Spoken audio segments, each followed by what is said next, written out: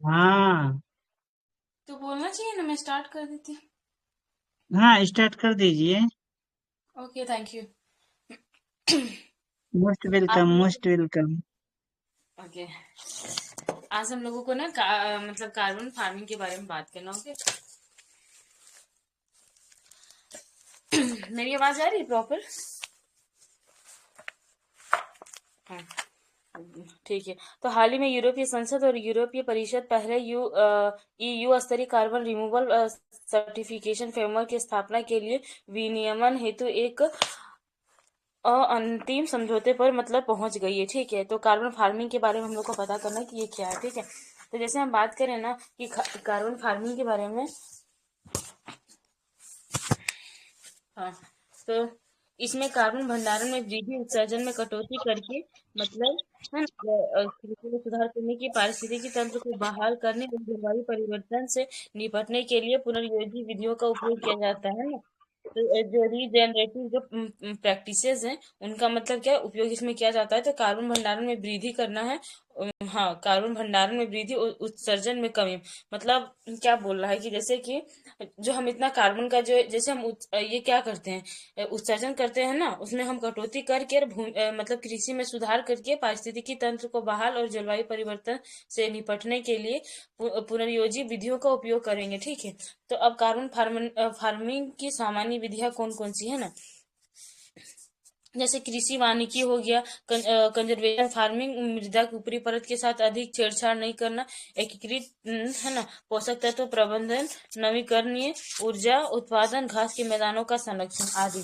अब हम बात करेंगे ना जो कार्बन फार्मिंग को बढ़ावा देने हेतु कौन कौन सी पहले की गई।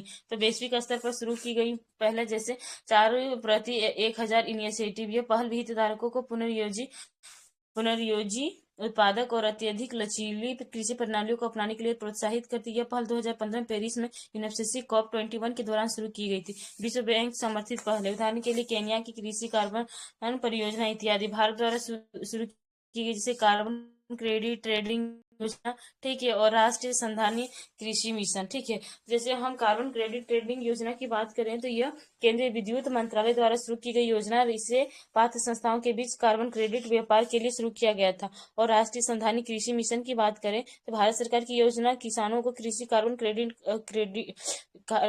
सॉरी कृषि कार्बन ट्रेडिंग का हिस्सा बनने के लिए प्रोत्साहित करती है। और इसके तहत कृषि वानिकी, सूक्ष्म सिंचाई, फसल विविधीकरण आदि को अपनाने को बढ़ावा दिया जाता है। अब हम बात करेंगे कार्बन बॉर्डर समायोजन तंत्र, है ना, ब्रिक्स द्वारा अपनाए गए कजान घोषणा पत्र में सीबीएम को अस्वीकार कर दिया गया और इसे भेदभावपूर्ण बताया गया। ठीक है, अब हम बात करें कार्बन बॉर्डर समायोजन तंत्र सीबीएम क्या है। तो यह यूरोपीय अंकिता, संघ की एक नीति। हाँ। थोड़ा सा एक्सप्लेन कर दे, चलो मेरे को समझ में कम आता है ये। अच्छा, ठीक है।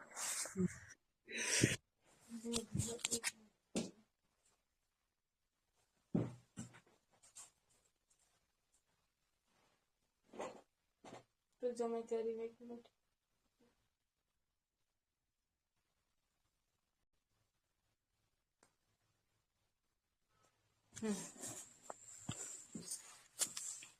तो इसमें हम बात करेंगे, जैसे कि देखिए, मतलब जो कार्बन बॉर्डर समायोजन तंत्र मतलब है ना सीबीएम, ये क्या है, जो ब्रिक्स द्वारा अपनाए गए कजान घोषणा पत्र में सीबीएम को अस्वीकार कर दिया गया और इसे भेदभावपूर्ण बताया गया कि जो ब्रिक्स ने इसे मतलब क्या, ब्रिक्स की जो एक घोषणा पत्र है, ठीक है, कजान में क्या किया गया ना, जो सीबीएम था उसको बोला गया कि इसको मतलब अस्वीकार कर दिया गया और बोला कि ये भेदभाव को बढ़ावा देता है, इसलिए इसको हटा दिया गया। अब हम बात करें कार्बन बॉर्डर समायोजन तंत्र है क्या, क्यों इसको ब्रिक्स ने मतलब हटा दिया। ठीक है, तो यह यूरोपीय संघ की एक नीति है और इसके तहत यूरोपीय संघ द्वारा कम कठोर जलवायु नीतियों जो कम कठोर जलवायु नीतियों वाले देशों से कुछ उत्पादकों जैसे स्टील के आयात पर कार्बन पर लगाया जाएगा, है ना। उसके बाद कार्बन बॉर्डर टैक्स का उद्देश्य कंपनियों को, है ना, कम विनियमन वाले देशों में उत्पादन हस्तांतरित करने से मतलब रोकना है। जो भी मतलब कार्बन जो बॉर्डर जो टैक्स होता है ना, क्या उसका उद्देश्य है, जो कंपनियों को कम विनियमन वाले देशों जो मतलब मतलब क्या बोलते हैं, विनिमय मतलब जो ज्यादा मतलब कार्बन का क्या बोलते हैं ना कि उत्सर्जन करते हैं उनके विनियमन को रोकना है, ठीक है। और 2023 में सीबीएम को एक संक्रमणकालीन चरण के रूप में लागू किया गया था और 2026 तक इसका पूर्ण परिवर्तन किया जाएगा, है ना। अब यूरोपीय संघ द्वारा शुरू की गई कौन कौन सी पहल, जैसे नेट जीरो इंडस्ट्री अधिनियम, ग्लोबल क्लाइमेट चेंज अलायंस के बारे में, तो ये इतना इंपॉर्टेंट नहीं है, हमको नहीं लगता ये पूछेगा। कार्बन बॉर्डर समायोजन तंत्र। अब किलिंग कर्व की बात कर लेते हैं ना, तो इसे मतलब 2024 में कार्बन डाइऑक्साइड की वैश्विक सांद्रता, वैश्विक औसत सांद्रता 2023 की तुलना में 4.7 पार्ट्स पर मिलियन अधिक थी। यह किलिंग किलिंग है ना कर्व में उच्च वृद्धि को दर्शाती। किलिंग कर्व के बारे में, जो मोना लोवा वेधशाला में वायुमंडल में CO2 की सांद्रता का रिकॉर्ड है, ये रिकॉर्ड 1958 से दर्ज किया जा रहा है। मोना लोवा वेधशाला वायुमंडल में उन तत्वों को मापते हैं जो जलवायु परिवर्तन में योगदान करते हैं। यह वेधशाला दुनिया के सबसे बड़े सक्रिय ज्वालामुखी मोना लोवा के पास स्थित है ना। तो इसमें से एक ये बन सकता है कि दुनिया का सबसे बड़ा सक्रिय ज्वालामुखी है मोना लोवा। इसमें कोई इतना हमको इंपॉर्टेंट नहीं लगा। उसके बाद ग्रीन प्रीमियम के बारे में ये इंपॉर्टेंट हो सकता है। आर्थिक सर्वेक्षण 2023-24 के अनुसार भारतीय सॉवेरेन ग्रीन बॉन्ड को निजी निवेशकों से शायद ही कोई ग्रीनियम मिला हो। अब हम बात करें ग्रीन बॉन्ड ऋण जुटाने के साधन, डेब्ट इंस्ट्रूमेंट है। यह राष्ट्रीय अंतर्राष्ट्रीय ग्रीन टैक्सोनॉमी के तहत ग्रीन के रूप में वर्गीकृत विशेष परियोजनाओं या गतिविधियों में फंड निवेश करने का काम करता है। उसके बाद ग्रीनियम के बारे में हम बात करें, ग्रीनियम क्या है, खाली इतना पता होना चाहिए। तो ये यूएनडीपी के अनुसार एक प्रकार का प्राइसिंग बेनिफिट है ना। और ये इस तर्क पर आधारित है कि पर्यावरण पर संधारणीय प्रभाव पड़ने वाली परियोजनाओं के अतिरिक्त भुगतान करने या कम ब्याज या यील्ड स्वीकार के लिए तैयार है। तो हम लोग को बस याद रखना ग्रीनियम क्या है। ये यूएनडीपी के अनुसार एक प्रकार का मतलब बताता है कि प्राइसिंग बेनिफिट है, और ये पर्यावरण पर संधारणीय प्रभाव डालने वाले जो भी परियोजनाएं जो पर्यावरण पर संधारणीय प्रभाव डालती हैं के लिए अतिरिक्त भुगतान करने या कम ब्याज या यील्ड स्वीकार करने के लिए मतलब तैयार है ना। ये ग्रीनियम ये अधिक ग्रीन हाउस गैसों का उत्सर्जन करने वाली तकनीक की बजाय अतिरिक्त लागत का भुगतान करके स्वच्छ तकनीक को प्राथमिकता देगा। मतलब थोड़ा सा और ज्यादा हम क्या इसमें लागत लगा के और जो ग्रीन हाउस गैसों का उत्सर्जन करते हैं ना उसमें कटौती करेगा, यही बात कर रहा है। अब टील कार्बन का है, कार्बन से रिलेटेड कितना ज्यादा है ना। हाँ, केवलादेव राष्ट्रीय उद्यान में भारत का पहला टील कार्बन का अध्ययन किया गया। तो थोड़ा ये इंपॉर्टेंट हो सकता है। थोड़ा सा हम लोग को ये देख लेना केवलादेव राष्ट्रीय उद्यान कहाँ है और किस चीज के लिए ये फेमस है ना। टील कार्बन है क्या। टील कार्बन से तात्पर्य गैर ज्वारीय मीठे पानी के आर्द्र भूमि में संग्रहित कार्बन से। इसमें वनस्पति, सूक्ष्मजीवी, बायोमास, विघटित एवं कणिकीय मतलब कार्बनिक पदार्थों में संग्रहित कार्बन शामिल। टील कार्बन एक रंग आधारित शब्दावली है, उतना नहीं याद रखना सिर्फ टील कार्बन के बारे में। और कार्बन के अन्य प्रकार कौन कौन, जैसे बैंगनी, हरा हो गया, काला, लाल, ग्रे। तो मतलब जो बैंगनी होता है उसमें हवा या औद्योगिक उत्सर्जन के माध्यम से ये किया गया कैप्चर किया गया कार्बन। और हरा में स्थलीय पादप में संग्रहित कार्बन। उसके बाद काला में जीवाश्म ईंधन के दहन से उत्सर्जित जो होता है कार्बन, उसको हम काला कार्बन कहते हैं। और लाल बर्फ और हिम पर जैविक कणों के द्वारा उत्सर्जित कार्बन। ग्रे औद्योगिक स्रोतों के माध्यम से उत्सर्जित जो कार्बन होता है उसको हम ग्रे कार्बन कहते हैं। अब हम बात करेंगे रिप्रेजेंटेटिव कॉन्स्ट्रक्शन पाथवेज, है ना। तो जलवायु परिवर्तन पर अंतर सरकारी पैनल ने 5वीं आकलन रिपोर्ट में आरसीपी को प्रस्तुत किया है। आरसीपी क्या है, ग्रीन हाउस गैस उत्सर्जन और वायुमंडलों में गैसों की सांद्रता, वायु प्रदूषक उत्सर्जन तथा भूमि उपयोग के 21वीं सदी के 4 अलग अलग पाथवेज का वर्णन मतलब करते हैं। तो इतना इंपॉर्टेंट नहीं है। उसके बाद वाटर क्रेडिट के बारे में थोड़ा देख लेते हैं। यह कार्बन क्रेडिट के समान बाजार आधारित तंत्र। इसके तहत जल संरक्षण और जल की गुणवत्ता में सुधार लाने को प्रोत्साहित किया जाता है। जैसे कार्बन क्रेडिट में हम बोलते हैं कार्बन मार्केट के बारे में बात करते हैं, उसमें कार्बन क्रेडिट बाजार क्या होता है। इस तरह एक होता है वाटर क्रेडिट जिसमें जल संरक्षण और जल की गुणवत्ता में सुधार लाने वालों को प्रोत्साहित मतलब किया जाएगा। और ऐसी परियोजनाओं को कार्बन क्रेडिट दिया जाएगा जिनका कम कार्बन उत्सर्जन हुआ या उत्पन्न ही नहीं हुआ या उत्सर्जित कार्बन को मतलब हटा दिया गया, है ना। एक कार्बन क्रेडिट एक प्रकार का व्यापार योग्य परमिट है। ये वायुमंडल से हटाए गए, कम किए गए या अलग किए गए, संचित किए गए टन कार्बन डाइऑक्साइड या समान ग्लोबल वार्मिंग क्षमता वाली अन्य ग्रीन हाउस गैस के बराबर है। अब वाटर क्रेडिट के तहत व्यक्ति और संस्थाएं जल बचत उपायों को अपनाकर वाटर क्रेडिट प्राप्त कर सकते हैं, उसका लेन देन कर सकते हैं। वाटर क्रेडिट को उन लोगों को बेचा जा सकता है जो जल की अधिक खपत की भरपाई या अपनी जल प्रबंधन व्यवस्था में सुधार करने के इच्छुक है। अब हम बात कर लेते हैं जैव विविधता क्रेडिट के बारे में, है ना। तो परिभाषा, आर्थिक साधन या एक प्रकार का इंस्ट्रूमेंट है, मतलब इसके जरिए निजी कंपनियां वन संरक्षण या वन पुनर्बहाली जैसी गतिविधियों को वित्त पोषित करती है। तो ये क्या, इसमें जो निजी कंपनियां होती है ना, जो प्राइवेट कंपनियां होती, वो वन संरक्षण या मतलब वन पुनर्बहाली, जैसे वन का मतलब फिर से उसके जैसा हो जाने जैसी गतिविधियों को मतलब वित्त पोषित करती। इसका मतलब क्या करना, मतलब उद्देश्य होता है ना, तो प्रकृति और जैव विविधता पर निवल सकारात्मक प्रभाव डालना, है ना। कि मतलब हम जैसे प्रकृति या जैव विविधता का संरक्षण करने के लिए जो निजी कंपनियां होती है इसमें अपना वित्त पोषित करती है, तो इसी का ये उद्देश्य है। उसके बाद जहां जैव विविधता ऑफसेट में प्रकृति पर कंपनियों की गतिविधियों के नकारात्मक और अपरिहार्य प्रभाव की भरपाई की जाती है, वहीं जैव विविधता क्रेडिट इससे कहीं आगे जाकर सकारात्मक गतिविधियों को भी वित्त पोषण प्रदान करती। अब ग्लेशियल जियो इंजीनियरिंग क्या है? ग्लेशियल जियो इंजीनियरिंग, तो जैसे यह जलवायु प्रणाली में कृत्रिम संशोधन है ना। तो ग्लेशियल जियो इंजीनियरिंग वास्तव में ग्लेशियर यानी हिमानी के आसपास की जलवायु प्रणाली में कृत्रिम संशोधन है, और यह संशोधन आइस शेल्फ के पिघलने की गति को धीमा करने और समुद्री जल स्तर में वृद्धि को कम करने के लिए मतलब किया जाता है। तो ये मतलब कि जो जिस प्रकार से अभी ग्लोबल वार्मिंग की वजह से बर्फ पिघल रहे हैं ना, तो उनकी गति को धीमा करने, और जो समुद्री जल का स्तर जो बढ़ रहा है ना, जो समुद्र जो भी नदियां जैसे ग्लेशियर्स पिघल रहे हैं, तो नदियों के थ्रू वो पानी मतलब समुद्र भर जा रहा है, जिससे जल स्तर उसका बढ़ रहा है, तो उनको हम कैसे कम करेंगे उस पर ये बात करता है, ठीक है। इसमें हम बात करेंगे ग्लेशियल इंजीनियरिंग जो रणनीतियां है कौन कौन सी। एक हो जाएगी महासागरीय उष्मा परिवहन उपाय। इस रणनीति के तहत आइस शेल्फ के सामने समुद्र नीतल पर अवरोधक के रूप में तलछट से युक्त पट्टी या रेशेदार आवरण बनाया जाता है। यह अवरोधक गर्म परिध्रुवीय गहरे जल को आइस शेल्फ के पास आने से रोकने के लिए बनाया जाता है, ताकि आइस शेल्फ को गर्म जल के संपर्क में आने से रोका जा सके। उसके बाद बेसल हाइड्रोलॉजी उपाय, ये क्या? यह रणनीति आइस शीट से पिघले जल को ले जाने वाली धाराओं के प्रवाह को धीमा करने के लिए अपनाई जाती है, और इस उपाय के तहत ग्लेशियर नीतल से होकर छिद्र बनाकर जल निकासी चैनल बनाए जाते हैं। ये चैनल्स पिघली हुई बर्फ के जल धाराओं की दिशा बदलने और आइस शीट्स के नुकसान को कम कर देते हैं। अब हम बात करें सुर्खियों में रहे संगठन, कौन कौन से ऑर्गेनाइजेशन रहे हैं। यूएनईपी, ये इम्पोर्टेंट मतलब ऑर्गेनाइजेशन है। इसमें हम बात करेंगे, इसका जो हेडक्वार्टर है वो नैरोबी केनिया में है। इसके परिचय की बात करें तो पर्यावरण के क्षेत्र में कार्यरत एक अंतर्राष्ट्रीय संस्था है, और यह वैश्विक पर्यावरण एजेंडा को निर्धारित करता है। सतत विकास के पर्यावरणीय आयामों को सुसंगत कार्यान्वयन को बढ़ावा देता है, और वैश्विक पर्यावरण के लिए अधिकाधिक समर्थन के रूप में ये कार्य करता है। अगर इसकी उत्पत्ति की बात करें तो मानव पर्यावरण पर संयुक्त राष्ट्र सम्मेलन स्टॉकहोम सम्मेलन 1972 के परिणाम स्वरूप एक अंतर सरकारी संगठन के रूप में 1972 में यूएनईपी की स्थापना की गई थी।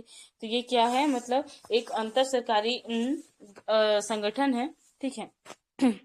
और इसकी जो उत्पत्ति थी वो मानव पर्यावरण पर संयुक्त राष्ट्र सम्मेलन जो स्टॉकहोम सम्मेलन में हुआ था, उसी के परिणाम स्वरूप इसकी स्थापना की गई थी। इसके सदस्य संख्या की बात करें तो भारत भी इसका मेंबर है, और यूएन के 193 सदस्य देश पर्यावरण प्रोग्राम और बजट को मंजूरी मतलब देते हैं। तो हम जैसे बात भारत भी इसका सदस्य, इसके साथ साथ 193 देश।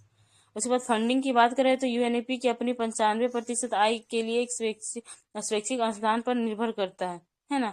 तो यूएनईपी अपनी 95% आय के लिए जो होता है ना स्वैच्छिक अंशदान, उनको जो भी अंशदान होता है स्वयं स्वैच्छिक रूप से जो अंशदान करते हैं ना, उनसे इनकी आय होती है 95%। और इन्वायरमेंट फंड यूएनईपी का एक मुख्य कोष है, तो इसके लिए काम करता है मुख्य कोष के रूप में एनवायरमेंट फंड। यूएनईपी कई कन्वेंशन और संस्थाओं के लिए सचिवालय सुविधा प्रदान करता है, जैसे जैव विविधता और पारिस्थितिकी तंत्र सेवाओं पर अंतर सरकारी विज्ञान नीति मंच। उसके बाद जलवायु परिवर्तन पर अंतर सरकारी पैनल आईपीसीसी, ये इंपॉर्टेंट है। तो ये यूएनईपी और विश्व मौसम विज्ञान संगठन WMO द्वारा संयुक्त रूप से होस्ट किया जाता है। उसके बाद कॉमन कार्बन मैट्रिक, ये यूएनईपी द्वारा समर्थित एक मापदंड है जो विश्व भर में भवन निर्माण संबंधी कार्यों के कार्बन फुटप्रिंट का आकलन करने के लिए विकसित किया गया था। अब हम बात करेंगे यूएनईपी के तहत प्रमुख वैश्विक बहुपक्षीय समझौते कौन कौन से हुए थे। जैसे हम बात करेंगे वन्य जीवों एवं वनस्पतियों की संकटापन्न प्रजातियों के अंतर्राष्ट्रीय व्यापार पर कन्वेंशन, जो साइट्स की हम बात किए थे 1973। उसके बाद वन्य जीवों की प्रवासी प्रजातियों के संरक्षण पर कन्वेंशन, CMS या बॉन कन्वेंशन, जो हम बात किए थे ना उस दिन, बॉन कन्वेंशन के बारे में। उसके बाद ओजोन परत के संरक्षण पर वियना कन्वेंशन 1985। उसके बाद खतरनाक अपशिष्टों के सीमा पार आवाजाही के नियंत्रण और इनके निपटान पर बेसल कन्वेंशन 1989। उसके जैव विविधता पर कन्वेंशन CBT 1992। अंतर्राष्ट्रीय व्यापार में कुछ खतरनाक रसायनों और कीटनाशकों के लिए पूर्व सूचित सहमति प्रक्रिया पर क्या हो जाएगा, रोटरडैम कन्वेंशन 1998। उसके बाद अस्थायी कार्बनिक प्रदूषकों पर स्टॉकहोम कन्वेंशन 2001। फिर पारा मरकरी या मीना माता कन्वेंशन 2013। यूनेपी के तहत 15 पर्यावरणीय समझौते, तो ये याद रखना है कि इसके 15 पर्यावरणीय समझौते काम करते हैं। इसके सूचकांक जरूरी है। रिपोर्ट जैसे एमिशन गैप रिपोर्ट 2024, मतलब ये जारी करता है एमिशन गैप रिपोर्ट। उसके बाद रिपोर्ट के मुख्य बिंदुओं पर नजर मतलब डालते हैं। जैसे एमिशन गैप जो रिपोर्ट है ना वो क्या है, तो यह वैश्विक उत्सर्जन के संबंध में देशों की वर्तमान प्रतिबद्धताओं और 1.5 डिग्री सेल्सियस तक तापमान वृद्धि को सीमित करने के लिए आवश्यक स्तर के बीच के अंतर को ट्रैक करता है। और इसके मुख्य बिंदु ये है कि GHG उत्सर्जन, ग्रीन हाउस गैसेस उत्सर्जन 2023 में 57 गीगाटन है ना, कार्बन डाइऑक्साइड के बराबर एक नए उच्च स्तर पर पहुंच गया है। कुछ जो ग्रीन हाउस गैसेस होती हैं उत्सर्जन में भारत तीसरे स्थान पर है। तो इसमें हम लोग को याद रखना है कि भारत की स्थिति जो है वो 3rd पोजीशन में, जबकि चीन पहले और संयुक्त राज्य अमेरिका दूसरे स्थान पर है ना। अब हम बात करेंगे adaptation gap report. Adaptation gap वास्तव में अनुकूलन योजना के वास्तविक क्रियान्वयन और समाज द्वारा निर्धारित लक्ष्य के बीच एक अंतर या अंतर संसाधन की कमी और प्रतिस्पर्धी प्राथमिकताओं को दर्शाता है। रिपोर्ट के मुख्य बिंदुओं पर एक नजर डालें तो इसमें अडोप्टेशन गैप, अनुकूलन की दिशा में प्रगति, ठीक है। उसके बाद global status report for buildings and construction है ना 2024। उसमें ये बात किया गया है कि जो यह रिपोर्ट यूएनईपी और global alliance for building and construction ने संयुक्त रूप से इसे जारी किया है। तो मतलब इस रिपोर्ट को दोनों मिलकर जारी करते हैं। इसे COP21 में स्थापित किया गया था। यह शून्य उत्सर्जन, दक्ष और आघात सहनीय भवन एवं निर्माण क्षेत्र के साझा विजन के प्रति प्रतिबद्ध भवन क्षेत्र के हितधारकों अग्रणी वैश्विक प्लेटफॉर्म है। रिपोर्ट के मुख्य बिंदुओं पर एक नजर। भवन एवं निर्माण क्षेत्र जैसे वैश्विक ग्रीन हाउस गैस उत्सर्जन के लगभग 21% हिस्से के लिए जिम्मेदार है। भारत में भवन क्षेत्र कुल कार्बन डाइऑक्साइड उत्सर्जन के लगभग 40% के लिए जिम्मेदार है। अब हम बात कर लेते हैं ना नेविगेटिंग न्यू होराइजन्स। उसके बाद एक ग्लोबल फोरसाइट रिपोर्ट। इस रिपोर्ट में अलग अलग महत्वपूर्ण वैश्विक बदलावों का उल्लेख किया गया। ये बदलाव प्रदूषण, जैव विविधता हानि और जलवायु परिवर्तन रूपी ट्रिपल प्लेनेटरी क्राइसिस को मतलब बढ़ा रहे हैं। रिपोर्ट के मुख्य बिंदुओं पर एक बात करें तो इसमें यह बताया गया है कि यह वैश्विक बहुसंकट एक दूसरे से जुड़े, मतलब इस रिपोर्ट में बात कही जाती है ना कि जो वैश्विक बहुसंकट है एक दूसरे से जुड़े और वैश्वीकरण का परिणाम है। वैश्विक बहुसंकटों में वर्तमान में सामना किए जाने वाले आघात जैसे युद्ध हो गया, चरम मौसम, महामारी है ना, ये सब जो चीजें होती है ना वो कहीं ना कहीं पूरे वैश्वीकरण को मतलब पूरे विश्व को प्रभावित करती है, चाहे कोई भी युद्ध हो चाहे कोई भी महामारी हो, ठीक है। अब हम बात करेंगे ना WMO के बारे में, वर्ल्ड क्या है मीटिओरोलॉजिकल ऑर्गेनाइजेशन। ओके, तो इसके हेडक्वार्टर की बात करें तो जेनेवा स्विट्जरलैंड में है। और इसके मतलब परिचय की बात करें तो ये संयुक्त राष्ट्र की एक विशेष एजेंसी है। तो UN का ये मतलब क्या बोलते हैं एजेंसी है। ये पृथ्वी के वायुमंडल की स्थिति तथा महासागरों और जलवायु के साथ इसकी अंतरक्रिया पर संयुक्त राष्ट्र की आधिकारिक संस्था थी। इंपॉर्टेंट इसमें ना आप लोग मार्क कर लेना क्योंकि ये सब जो ऑर्गेनाइजेशन थोड़ा ज्यादा इंपॉर्टेंट है। इसकी उत्पत्ति के बारे में बात करें तो 1950 में तत्कालीन अंतर्राष्ट्रीय मौसम विज्ञान संगठन के स्थान पर स्थापित किया गया। सदस्य देशों की संख्या तो भारत सहित 193 सदस्य देश के इसके मतलब मेंबर हैं। सूचकांक की बात करें तो state of the global climate 2023, ठीक है। तो ये मतलब याद सिर्फ रखना है कौन कौन सी रिपोर्ट जारी करता था। State of the global climate, WM ozone and इसकी बात कर रहे हैं यूवी बुलेटिन के बारे में, उसके बाद air quality and climate bulletin के बारे में। तो यही सब ये रिपोर्ट जारी करता है। अब उसमें इतना डेप्थ नहीं पढ़ना, बस देखना कौन सी रिपोर्ट ये जारी करना।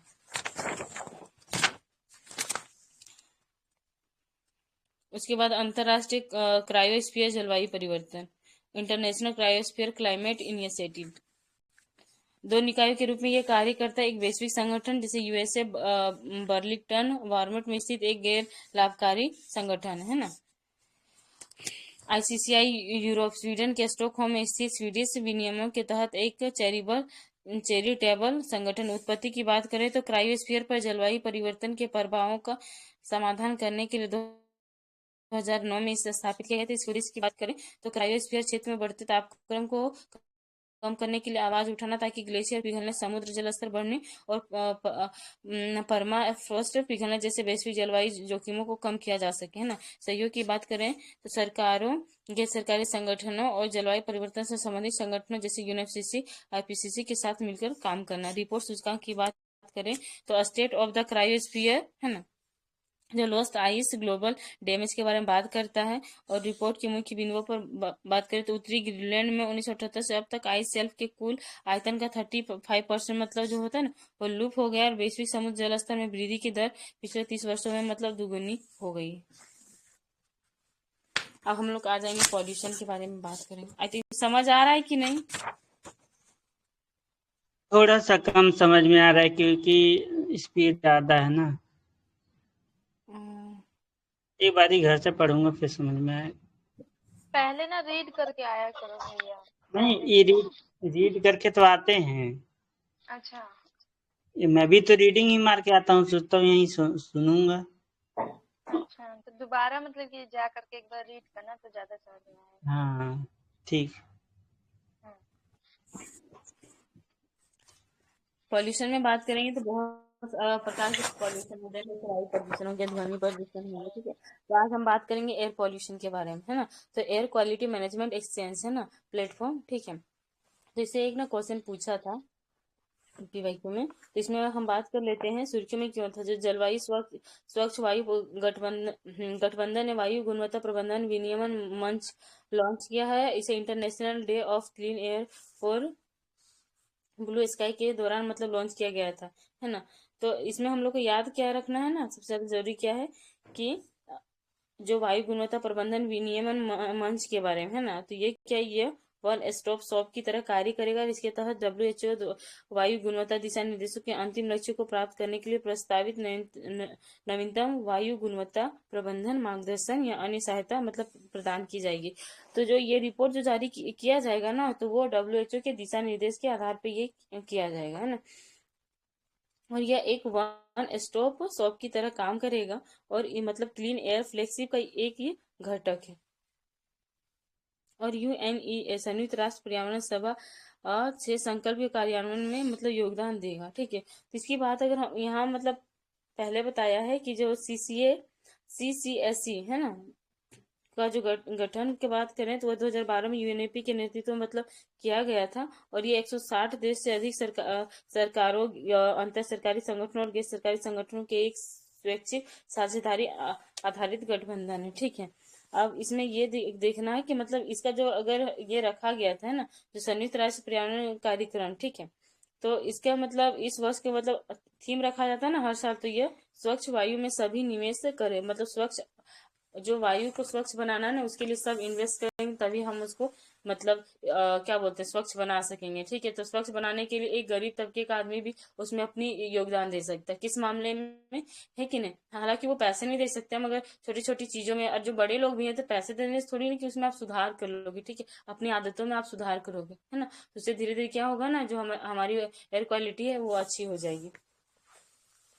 अब हम बात करेंगे ना डब्ल्यूएचओ और वायु गुणवत्ता दिशा निर्देश, इसका याद थोड़ा रखना मतलब जरूरी है। जैसे ये विशिष्ट वायु प्रदूषकों के उत्सर्जन की उच्चतम सीमा का निर्धारण करने वाली साक्ष्य आधारित सिफारिशों का एक सेट है। और ये सामान्य वायु प्रदूषकों के उत्सर्जन के स्तरों और अंतरिम लक्ष्यों की सिफारिश करते हैं। इन प्रदूषकों में पार्टिकुलेट मैटर्स, ओजोन, है ना, और कार्बन मोनोऑक्साइड मतलब शामिल होते हैं।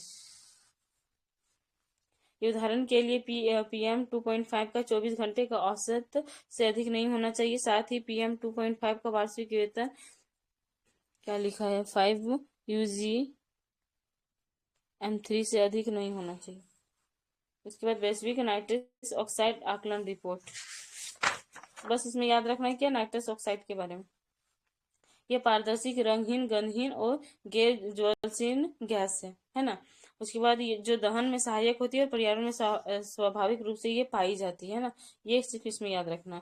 और एनेस्थीसिया है ना, एनेस्थीसिया और अन्य चिकित्सीय लाभों के लिए उपयोग किया जाता है। अन्य संबंधित महत्वपूर्ण तथ्य यह कार्बनिक गैस, इसमें कार्बन नहीं होता, इसे आमतौर पर मतलब लाफिंग गैस भी कहा जाता है नाइट्रस ऑक्साइड को। इनमें CO2 की तुलना में वायुमंडल को गर्म करने की लगभग 70 गुना अधिक क्षमता होती है। जो CO2 की तुलना में ये पर्यावरण को ज्यादा ये गर्म करता है नाइट्रस ऑक्साइड में, ये याद रखना हम लोग को। और ये गैस वायुमंडल में लगभग 114 वर्ष तक रह सकती है, जो CO2 से भी ज्यादा मतलब हानिकारक होती है, जो हमारी पृथ्वी को गर्म करती है, पर ये अकार्बनिक होती है।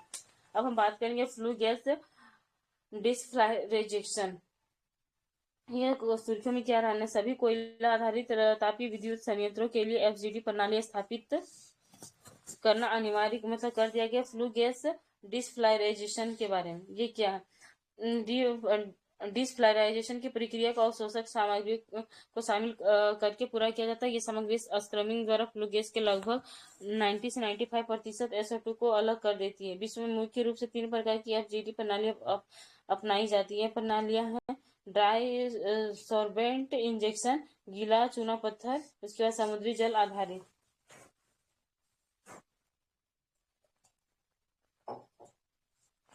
इसमें ना हम लोग को याद रखना SO2 के बारे में। ये गैस वाला में ना दे देता है, ठीक है, और उसमें पूछ लेता है क्या है नहीं है, इसके मतलब विशेषताएं क्या है, इसके गुण। तो SO2 के बारे में बात करें तो ये एक रंगहीन है ना, उसके बाद अभिक्रियाशील वायु प्रदूषक है, मतलब ये वायु को प्रदूषित करता है जिसकी गंध तीखी होती है। और वायुमंडल में SO2 की अधिक मात्रा अन्य सल्फर ऑक्साइड SOx के निर्माण में सहायक होता है, ठीक है। उसके बाद SOx वायुमंडल में अन्य यौगिकों के साथ अभिक्रिया करके सूक्ष्म कण बना सकता है, जो पार्टिकुलेट मैटर प्रदूषण में योगदान करता है। ये त्वचा, आंख, नाक, गले और फेफड़ों की श्लेष्मल झिल्ली को नुकसान पहुंचा सकती है। SO2 की अधिक मात्रा श्वसन तंत्र में इन्फ्लेमेशन और जलन पैदा करती है। बारिश के पानी से सल्फर और नाइट्रोजन ऑक्साइड की अभिक्रिया से अम्लीय वर्षा होती है। उत्सर्जन से जिसे जीवाश्म ईंधन का दहन करोगे, प्राकृतिक ज्वालामुखी गतिविधियों के कारण इसका उत्सर्जन होता है। इसमें याद यही सिर्फ रखना SO2 के बारे में, SO2 के बारे में हम लोग बात किया, N2O के बारे में, ऐसे गैसेस के बारे में याद रखना पड़ता है। अब हम बात करेंगे वाटर पॉल्यूशन एंड कंजर्वेशन के बारे में। तो जल संरक्षण क्या है, वाटर कंजर्वेशन। बाद में जल संरक्षण के बारे बात करना है, क्योंकि इसे ना 3-4 क्वेश्चन आप उठा के देखोगे तो उसमें पूछा है कि हम जैसे कि धरातलीय जल के बारे में बात करते हैं या महासागरीय जल के बारे में बात करते हैं, मीठे जल की बात करें, ग्लेशियर में कितने जल, ऐसे करके 3-4 क्वेश्चन अभी तक दिया है एग्रीकल्चर से रिलेटेड। तो हम बात करते हैं भारत में जल संरक्षण। तो भारत में जल की उपयोग की स्थिति क्या है, भारत में भूजल का उपयोग कितने % तक होता है। जैसे जल शक्ति मंत्रालय द्वारा जारी केंद्रीय भूजल बोर्ड और राज्यों केंद्र शासित प्रदेशों द्वारा आकलन dynamic ground water resources assessment report 2024 के अनुसार ये बताई गई कि पुनर्भरण मतलब रिचार्ज 2024 में कुल वार्षिक भूजल पुनर्भरण में मामूली कमी आई है। मतलब आकलन की गई कि 3.05% इकाइयां गंभीर स्थिति में है और आकलन की गई 11.1% इकाइयां अति दोहन की श्रेणी। अति दोहन वाली इकाइयों का संकीर्ण जैसे उत्तर पश्चिम पंजाब, हरियाणा, दिल्ली, पश्चिमी उत्तर प्रदेश, पश्चिम राजस्थान, गुजरात, दक्षिण कर्नाटक, तमिलनाडु, तेलंगाना आंध्र प्रदेश आदि में क्या होता है ना कि बहुत ज्यादा जल का दोहन किया जाता है। अब देखो कृषि के लिए मतलब पंजाब, हरियाणा ये सब जो एरिया है ना उसमें कृषि की मतलब सिंचाई के लिए बहुत ज्यादा जल का होता है ना दोहन किया जाता है, और सब तो मीठे जल होते हैं ना। इसके बाद अब बात करो जल की उपलब्धता और उपयोग। दुनिया की 18% आबादी भारत में रहती है, लेकिन भारत के पास दुनिया के जल संसाधन का केवल यहाँ तो 4% लिख दिया ना, 2.4 ही नहीं 4% है वो तो 2.4% मतलब लैंड है ना, सॉरी हाँ 4% जल ही उपलब्ध है। और ताजे जल का जो वितरण है आइस कैप्स, उसके बाद भूमिगत जल, ताजे जल की झीलें और नदियां, ये चीज यही पूछा है PYQ में सेम क्वेश्चन ये। पूछा है कि मतलब सबसे ज्यादा जो मतलब जो ताजे जल वाला एक बार पूछा था, तो सबसे ज्यादा आइस केप्स मतलब जो हिमनद होते हैं ना, उनके पास सबसे अधिक जल है। उसके बाद मतलब भूमिगत जल सेकेंड में आ जाएगा, जो ग्राउंड वाटर है वो। उसके बाद ताजे जल की जो झीलें होती है ना, वो जो झील बड़ी बड़ी होती है, फिर नदियां आ जाएंगी। तो ये याद रख लेना। शहरी जल में जल की उपलब्धता 31% घरों में पाइप के माध्यम से जल की पहुंच नहीं है, और 67% घरों में पाइप आधारित सीवेज डिस्चार्ज सिस्टम से कनेक्शन नहीं है। सिंचाई इरिगेशन भारत के जल भंडार का सर्वाधिक उपयोग सिंचाई में होता है। कुल जल भंडार का लगभग 78% जो होता है सिंचाई में किया जाता है। भारत में पारंपरिक जल भंडारण प्रणालियां, जैसे जल मंदिर गुजरात में खत्री कुहल, हिमाचल प्रदेश में जाबो, नागालैंड में पारंपरिक जल भंडारण प्रणालियां, उसके एरी ओरानिस तमिलनाडु में, डोंग्स असम में, उसके बाद कटास बांध, पार जोहड़ पाट, ये सब पूछ सकता है कि ये सब जो चीज है न्यूज में क्यों रहा था, सही किस चीज से रिलेटेड है, तो पारंपरिक जल भंडारण प्रणालियां हैं। उसके बाद केंद्र सरकार की कौन कौन सी पहले की गई है, हम मेंस में भी लिख सकते हैं। जैसे जल जीवन मिशन के बारे में, ये ग्राम स्तर पर जल संबंधी अवसंरचना को बनाए रखने के लिए विकेंद्रित, मांग संचालित एवं समुदाय प्रबंधित प्रोग्राम है। ठीक है। उसके बाद प्रधानमंत्री कृषि सिंचाई योजना के कई घटक, जैसे हर खेत को पानी, सूक्ष्म सिंचाई के माध्यम से जल उपयोग दक्षता को बढ़ावा देना, प्रति बूंद अधिक फसल, बेहतर कृषि दक्षता को बढ़ावा देने के लिए ड्रिप स्प्रिंकलर जैसे जल का कुशल उपयोग करने वाले विकल्पों का उपयोग करना, अटल भूजल योजना, जैसे इसका उद्देश्य सामुदायिक भागीदारी के माध्यम से भूजल का संधारणीय प्रबंधन करना। उसके बाद कैच द रेन जल शक्ति अभियान, इसे वर्षा जल संचयन और जल संरक्षण को बढ़ावा देने के लिए शुरू किया गया था।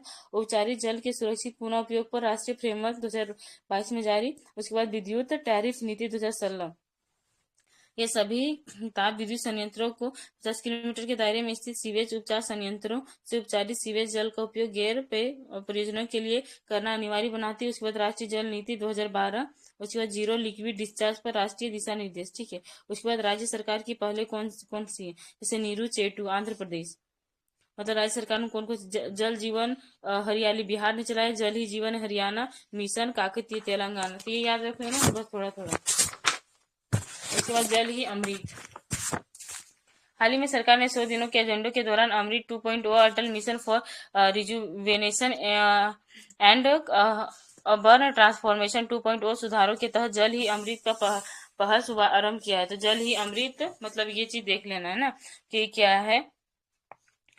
2.0 है ना, पूछ सकता है जल ही अमृत, उसके कैरेक्टरिस्टिक्स पूछ देगा। इसके उद्देश्य की पहल की बात करें तो पृष्ठभूमि, जैसे अमृत 1.0 की सफलता के आधार पर इसके दूसरे चरण का उद्देश्य जल सुरक्षित शहर सुनिश्चित करना है ना, जो वाटर सिक्योर सिटीज। उसके बाद जल ही अमृत पहल का उद्देश्य क्या, सीवेज उपचार संयंत्रों के कुशल प्रबंधन के लिए राज्यों या संघ राज्य क्षेत्रों को प्रोत्साहित करना। गौरतलब है कि एसटीपीएस को प्रयुक्त जल उपचार संयंत्र भी कहा जाता है। उच्च गुणवत्ता वाले उपचारित जल की नियमित और पर्याप्त आपूर्ति सुनिश्चित करना, जल का पुनः उपयोग कर जल चक्रीय व्यवस्था को बढ़ावा देना। उद्देश्य की बात करें तो अंतर शहरी प्रतिस्पर्धा को बढ़ावा देना, उपचार फैसिलिटी संबंधी क्षमता का निर्माण करना तथा व्यवस्थित सुधारों के माध्यम से उच्च गुणवत्ता वाले उपचारित जल को छोड़ने को प्रोत्साहित करना। रेटिंग आधारित प्रोत्साहन की रणनीति, प्रयुक्त जल उपचार संयंत्रों को स्टार रेटिंग प्रणाली के माध्यम से स्वच्छ जल क्रेडिट प्रदान किया जाएगा। साथ ही व्यापक मूल्यांकन प्रक्रिया के आधार पर शहरी स्थानीय निकायों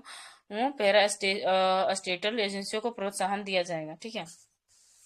अमृत के बारे में अमृत 1.0, उसके बाद अमृत 2.0 के बारे में। तो इसका प्रारंभ 2015 में किया था। इसका 2021 में अवधि, मिशन अवधि 2015 से 20 तक रखा गया। इसका 2021 से 26, 5 साल के लिए दोनों। कवरेज की बात करें, ये 500 शहर और कस्बे, ये देश के सभी वैधानिक शहर। फोकस क्षेत्र जैसे जल आपूर्ति, सीवरेज, सेप्टेज प्रबंधन, स्टॉर्म वाटर या वर्षा जल की अफवाह निकासी, हरित स्थान और पार्क, नॉन मोटराइज्ड शहरी परिवहन। उसके बाद देश के सभी वैधानिक शहरों में सभी घरों में नल कनेक्शन के माध्यम से जलापूर्ति का सार्वभौमिक कवरेज। 500 शहरों में सीवरेज सेप्टेज प्रबंधन का कवरेज। उसके बाद जल पुनर्चक्रण एवं पुनः उपयोग के बारे में, जैसे परिभाषा अलग अलग स्रोतों से प्राप्त एवं इस्तेमाल हो चुके या अपशिष्ट जल का उपचार करके किसी लाभकारी उद्देश्य हेतु उसका दोबारा उपयोग ही जल का पुनः उपयोग कहलाता है। मतलब क्या है कि जैसे अलग अलग स्रोतों से प्राप्त में इस्तेमाल हो चुके जल, मतलब जो जल मतलब हम यूज कर, जैसे नहा धो लिए, ठीक है, तो अपशिष्ट जल बन गया, का उपचार करके किसी लाभकारी उद्देश्य हेतु उसका दोबारा उपयोग, जैसे हम क्या करते, जैसे नहाने वहाने वाला जो पानी होता है ना, वो चीज जैसे हम कोई खेती लगा तो उसमें हम बहा देते, उस चीज का हम दोबारा उपयोग करें ना, वो जल तो फिर वेस्ट नहीं जा रहा है। तो ऐसे हम कर सकते हैं। उसके बाद संभावित पुनः उपयोग हेतु जल के स्रोत, जैसे नगर पालिका अपशिष्ट जल, उसके बाद औद्योगिक प्रक्रिया, उसके बाद शीतलन में प्रयुक्त जल, स्टॉर्म वाटर, कृषि अपवाह और रिटर्न फ्लो आदि। जल के पुनः उपयोग से संबंधित प्रौद्योगिकियां जैसे मेम्ब्रेन बायोरिएक्टर, उसके बाद अल्ट्रा फिल्ट्रेशन, रिवर्स ऑस्मोसिस, उसके बाद कीटाणु शोधन प्रौद्योगिकियां या ozone advance oxidation, electrodialysis, reversal या थर्मल इवेपोरेशन, क्रिस्टलाइजेशन, है ना। उसके बाद अब जल संचय जन भागीदारी के बारे में बात करेंगे। अच्छा, आप लोगों को कुछ समझ आ रहा है कि बस मैं ही बोल रही तो कुछ नहीं समझ आ रहा? नहीं, ऐसा ऐसा नहीं है, समझ आ रहा है। ये थोड़ा ना इन्वायरमेंट इकोलॉजी है ना, तो टर्म थोड़ा टर्म है ना, तो थोड़ा तो लगेगा, 2-3 बार जब तक अपने से नहीं पढ़ेंगे ना तो उतना नहीं हम्म ये होगा।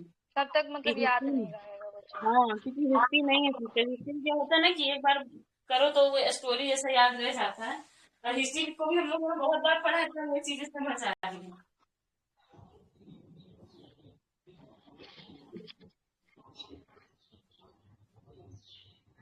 कृष्णा भैया कुछ बोल रहे हैं क्या? क्या बोल रहे कृष्णा नहीं भैया? नहीं नहीं, मैं कुछ नहीं, मैं सुन रहा हूँ बस। अच्छा। अब बताना चाह रहे हो तो बताओ, नहीं तो बोलोगे कि मेरे को मौका नहीं दे रहे। नहीं, मुझे नहीं आ रहा तो मैं कैसे बताऊँ। कैसे नहीं आएगा, बस समझो इसको।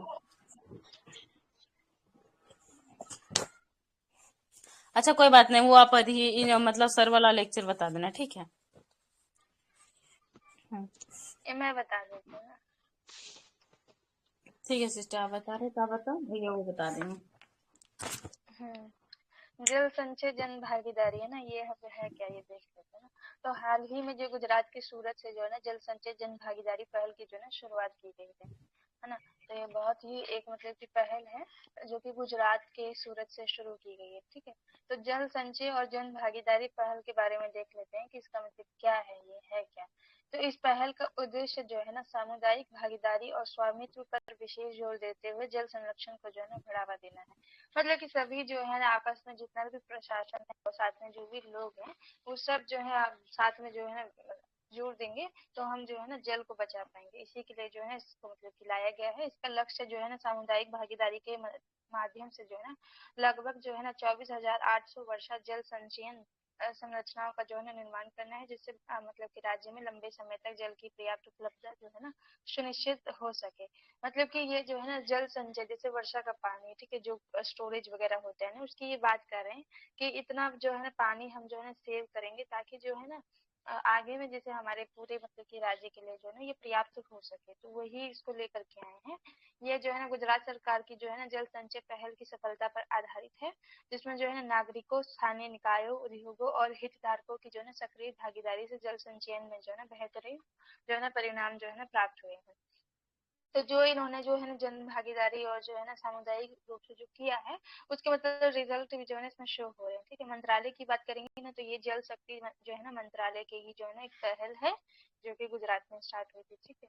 जल संचय जन भागीदारी की मुख्य विशेषताओं की बात करेंगे ना तो ये भारत की पारंपरिक जो है ना विश्वास पद्धति अर्थात जल को जो है ना भगवान का रूप और नदियों को देवी का रूप मानने पर जो है ना महत्व दिया देना है। जैसे अभी हम जो है ना पानी का जिस तरीके से उपयोग कर रहे हैं, ठीक है, देर देर तक जो है ना नल चलते रहते हैं, है ना, हाथ धो रहे हैं उसको बंद ही नहीं कर रहे हैं, कोई शेविंग कर रहा है तो वैसे चल रहा है। तो वही है कि जैसे पहले हम कैसे मतलब कि पानी एक भगवान के ही समान है, ठीक है। पानी की कीमत जानी है तो राजस्थान वाले इलाके में जाके देखिए, वहाँ पानी की कीमत आपको पता चलेगी ना। तो वही है कि हमने हमेशा जो है ना जल को भगवान के रूप में तथा जो है ना वर्षा को भी देखो हम भगवान का ही रूप देते हैं। नदियां हो गई उनको देवी का रूप देते हैं, चाहे गंगा है, सरस्वती है, चाहे यमुना है ना, सबको हम बोलते हैं कि ये देवी के समान है। उसके बाद बोल रहे हैं ये संपूर्ण समाज और जो है ना समग्र सरकार के जो है दृष्टिकोण पर जो है आधारित है। मतलब कि सरकार और जो समाज है दोनों मिलकर के यदि काम करेंगे तभी ये पॉसिबल हो पाएगा। एक एक जन के करने से जो है ना ये नहीं पॉसिबल हो पाएगा। इसमें जल संरक्षण को जो है ना सिर्फ नीतिगत मामले ही नहीं बल्कि एक जो है ना सामाजिक जो है ना प्रतिबद्धता भी जो है ना माना गया है। मतलब कि जल बचाना केवल एक मतलब कानून नहीं है कि जल बचाना, हमारे देश में जो है ना जल की किल्लत है तो हम जल बचाएंगे, नहीं, ये हमारा सामाजिक जो है ना सामाजिक जो है ना दायित्व भी है कि हमें जो है ना पानी को उसी की तरह यूज करना है, तो बेकार नहीं करना है। ठीक, ये जो है ना सहयोगात्मक जो है ना जल प्रबंधन के मौजूदा प्रयास यानी जल शक्ति अभियान जो है ना कैच द रन के जो है ना के अनुरूप ही है। मतलब कि वही है कि मतलब जल शक्ति जो अभियान है उसको मतलब कि इस तरीके से लेना है कि मौजूदा प्रयास करना है, मतलब अभी की जो स्थिति है फ्यूचर के लिए भी जो है हमको सब रणनीति वगैरह जो है ना बना के और उसको कैसे सेव करना है, इस सब के बारे में जैसे हम पढ़ेंगे नहीं, जैसे वहाँ के बच्चों को अगर ये चीज नहीं पता होगी ना, जो स्कूल जा रहे हैं, ठीक है, गुजरात के जो बच्चे हैं, तो उनको पता ही नहीं होगा कि हमको जैसे ना पानी कैसे सेव करना है। जब हम लोग स्कूल में थे तो देखो हमेशा जो है ना सेव वाटर करके जो हम चार्ट बनाते थे और हमें पता भी है कि पानी मतलब सेव करना जरूरी, तो यही सब जो है ना अभियान के ही अंतर्गत है। उसके बाद बोल रहा है अन्य संबंधित सुर्खियों की बात करेंगे ना, तो संयुक्त राष्ट्र जो है ना वाटर कन्वेंशन भी जो है ना बनाया गया है। ये आइवरी कोस्ट यानी जो है ना संयुक्त राष्ट्र वाटर कन्वेंशन में शामिल हो गया है। इसे जो है ना सीमा पार जलमार्गों और अंतर्राष्ट्रीय झीलों के संरक्षण एवं उपयोग पर जो है ना कन्वेंशन कहा जाता है। मतलब कि सीमा पार जो है ना जलमार्गों और जो है ना अंतर्राष्ट्रीय झीलों, मतलब कि ये नहीं कि केवल जो हमारे देश के अंतर्गत जो सीमा लग रही है पानी की उसका तो हम ख्याल रखेंगे, मतलब जो सीमा पार जो समुद्र है, ठीक है, चाहे जो मतलब जलमार्ग है, नदी है, जो भी है, उसका भी हम लोगों को संरक्षण करना है। साथ ही में जो झील है, ठीक है, तो बहुत सारी झीलें हैं जो देखो सूखती जा रही हैं, है ना, गर्मी के कारण और भी अन्य कारण होते हैं जिसकी वजह से मानव गतिविधि के कारण वो सूखती जा रही है। तो उन सब का जो है ना हमको संरक्षण करना है और उनका उपयोग कैसे करना है, मतलब हमको उपयोग नहीं बताया गया, हमको ये बोल दिया गया पानी बचाना है, लेकिन पानी को कैसे उपयोग करना है वो किसी ने हमको सिखाया नहीं, तो वो चीजें जो है ना सीख मतलब कि इसमें बताई गई है। उसके बाद बोल रहा है संयुक्त राष्ट्र वाटर कन्वेंशन के बारे में देख लेते हैं। तो इसकी उत्पत्ति जो हुई ना 1992 में हेलेंस्की यानी फिनलैंड में जो है ना अपनाया गया है। ये जो है ना कन्वेंशन 1996 से जो है ना लागू हुआ है। ये जो है ना कानूनी रूप से जो है ना बाध्यकारी कन्वेंशन है। मतलब जी, मतलब इसका कहने का ये है ना कि जो इसमें नियम बनाए हैं उसको हमको फॉलो करना ही होगा, मतलब कि एक तरीके जो है ना बाध्यकारी है। कन्वेंशन के पक्षधारों को दो या दो से अधिक देशों से में जो है ना देशों में बहने वाली किसी भी नदी के जल का उचित और जो है ना न्याय संगत तरीके से उपयोग करना तथा जो है उसका सावधानी प्रबंधन जो है सुनिश्चित करना आवश्यक है। जैसे बहुत सारी नदियां जो है ना हमारे जो है ना नॉर्थ ईस्ट इलाके में आती है, ठीक है, चाइना से भी आती है ना, नेपाल से जो है ना बिहार में कुछ नदियां आती है। तो वो जो वाटर है, क्योंकि वो मतलब पानी तो ऐसा है नहीं कि भैया एक बॉर्डर के ही अंतर्गत रहेगा, एक देश के बॉर्डर में ही, ऐसा नहीं, वो तो कहीं पे भी जाता है, ठीक है। तो जो दोनों देश है वो आपस में इस तरीके से समझौता करे, इस तरीके से वार्तालाप करे कि हाँ आधा पानी आप यूज करेंगे, आधा हम यूज करेंगे। जैसे हमारी जो 5 नदी है ना, झेलम, रावी, सतलुज वगैरह, उसको लेकर के और पाकिस्तान में जो है ना हमको हमारा जो है और उनके बीच में हमेशा देखोगे ना एक वो चलता रहता है। तो ये सब क्या है ना कि हमको जो नदियां जा रही हैं उसका मतलब किस तरीके से प्रयोग करना है, उसका मतलब न्यायसंगत तरीके से होना चाहिए। मतलब ऐसा ना हो केवल एक ही देश को जो है ना, जो मतलब कि ज्यादा बड़ा देश है उसको लाभ हो, जो छोटा देश है वो दब जाए, ऐसा नहीं करना है। उसके बाद बोला है भारत इस कन्वेंशन का जो है ना पक्षदार नहीं है, तो अभी भारत इसमें जो है ना सम्मिलित नहीं है। संयुक्त राष्ट्र जलमार्ग कन्वेंशन यानी अंतर्राष्ट्रीय जलमार्गों के गैर नौवहन उपयोग के कानून पर जो है ना संयुक्त राष्ट्र कन्वेंशन 1997 में जो है ना अपनाया गया है। मतलब कि ऐसे भी बहुत सारे अंतर्राष्ट्रीय जल मार्ग हैं जहाँ पर मतलब कि गैर नौवहन उपयोग को जो है ना कानून पर जो है ना उपयोग के कानून पर जो है संयुक्त राष्ट्र कन्वेंशन जो है ना 1997 में अपनाया गया था। ये जो है ना इसमें सिंधु जल संधि यानी 1960 के जो है ना इसी के अनुरूप है। जैसे जो सिंधु मतलब कि जल संधि है उसमें क्या क्या प्रावधान किए गए ना, उसमें कुछ बातें बताई गई हैं, तो उन्हीं बातों को थोड़ा सा इसमें भी ऐड ऑन किया गया है और साथ में इसकी भी अलग नीति है, सबको मतलब कि ऐड ऑन करके ये जो है ना संयुक्त राष्ट्र वाटर कन्वेंशन जो है ना बनाया गया है। उसके बाद बोल रहा है ई फ्लो मॉनिटरिंग सिस्टम, ये क्या होता है? केंद्रीय जल शक्ति मंत्रालय ने जो है ना ई फ्लो इकोलॉजिकल मॉनिटरिंग जो है ना सिस्टम लॉन्च किया है। तो मतलब कि अब केंद्रीय जल शक्ति मंत्रालय जो है ना उन्होंने इस तरह के कुछ जो है ना एक मॉनिटरिंग सिस्टम भी लेकर के आए ना। तो ई फ्लो मॉनिटरिंग सिस्टम के बारे में देख लेते हैं ना। ई फ्लो से आशय है एनवायरमेंटल फ्लो या न्यूनतम प्राकृतिक अपवाह बनाए रखने से है। मतलब कि इसका कहना मतलब कि यही है, एनवायरमेंटल फ्लो या जो है ना न्यूनतम प्राकृतिक जो अपवाह वगैरह है ना, उनको हमको बनाए रखना है। ये वास्तव में जल धाराओं या नदियों में जल का अपवाह इतनी मात्रा में होने से है, जिनसे कि उसके उसमें जो है ना मौजूद वनस्पति और जीव अपना पारिस्थितिक मतलब कि या प्राकृतिक कार्य जो है ना संपन्न कर सके। अब जैसे कोई झील है, ठीक है, चिल्का जो झील है, अब उसमें वो पानी ही नहीं बचा है, ठीक है, वहां पे पानी ही नहीं है, तो वहां का जो मतलब कि इकोसिस्टम है, जो वहाँ की मछलियां, कछुए जो भी थे, वो तो सब मर गए। तो ये क्या कह रहा है कि कोई भी जो जल धारा बह रही है, चाहे कोई भी है, उसमें इतना पर्याप्त मात्रा में पानी तो होना चाहिए ना, कि वहाँ का जो इकोसिस्टम है वो चल सके, ठीक है, वहाँ की जो मछलियां है वो पूर्ण रूप से जो है सांस ले सके, है ना, अच्छे से अपना जो है ना जो भी क्रिया होती है वो कर सके। उसके बाद बोल रहा है इसे राष्ट्रीय स्वच्छ गंगा मिशन नमामि गंगे के ने जो है ना विकसित किया है। तो आप सुने होंगे कि ये नमामि गंगे जो है पीएम मोदी के द्वारा ही जो है ना लाई गई थी, कि जो है ना हमें गंगा जो है ना उसमें, क्योंकि बहुत ज्यादा सीवेज का पानी और जो है ना प्रदूषण का पानी, फैक्ट्री और जो है सब उसी में पानी डाल रहे हैं, तो उसको साफ करने का मिशन रखा गया था। तो उसी के द्वारा जो है ना इसको भी विकसित किया गया है। नमामि गंगे कार्यक्रम में जो है ना गंगा को प्रदूषण मुक्त बनाना और उसकी सफाई करना शामिल था। इस मिशन में जो है ना गंगा की सहायक नदियों को भी जो है ना शामिल कर दिया गया है। इस सिस्टम के जरिए गंगा, यमुना और उनकी जो है ना सहायक नदियों के जल की गुणवत्ता का जो है ना रियल टाइम आधार पर जो है ना आकलन किया जा सकेगा। मतलब कि हम ना जो ये मॉनिटरिंग सिस्टम है, ठीक है, तो हम वहां से ना रियल टाइम अभी क्या है, जैसे अभी यमुना का जो पानी, अभी तो देखो यमुना की जो है ना सफाई स्टार्ट हो गई है ना, जब से बीजेपी की सरकार आई। वरना जब मतलब केजरीवाल जी की सरकार थी, तब वहां पे मतलब कि पानी बिल्कुल भी मतलब कि स्वच्छ नहीं था, ठीक है, पानी इतना बेकार था कि नाला उससे बेहतर है ना। तो अभी क्या है ना कि ऐसे मॉनिटरिंग सिस्टम बनाया है कि कोई इंसान वहां पे बैठ के ना तुरंत जांच कर सकेगा कि अभी इस पानी की क्या गुणवत्ता है। जो टीडीएस मीटर आता है ना किसी भी पानी का, जो 100 से 150 बताया जाता है, बहुत अच्छा होता है। 150 से जो है ना 300 क्रॉस करता है तो ठीक ठाक होता है, मतलब 500 तक का ये होता है कि वो ठीक है। उसके ऊपर अगर वो वाटर का लेवल जा रहा है, दैट मीन्स वो पीने के लिए हमारे लिए जो है ना लाभदायक नहीं होगा, हमारे शरीर वो जो है ना पानी को पचा भी नहीं पाएगा।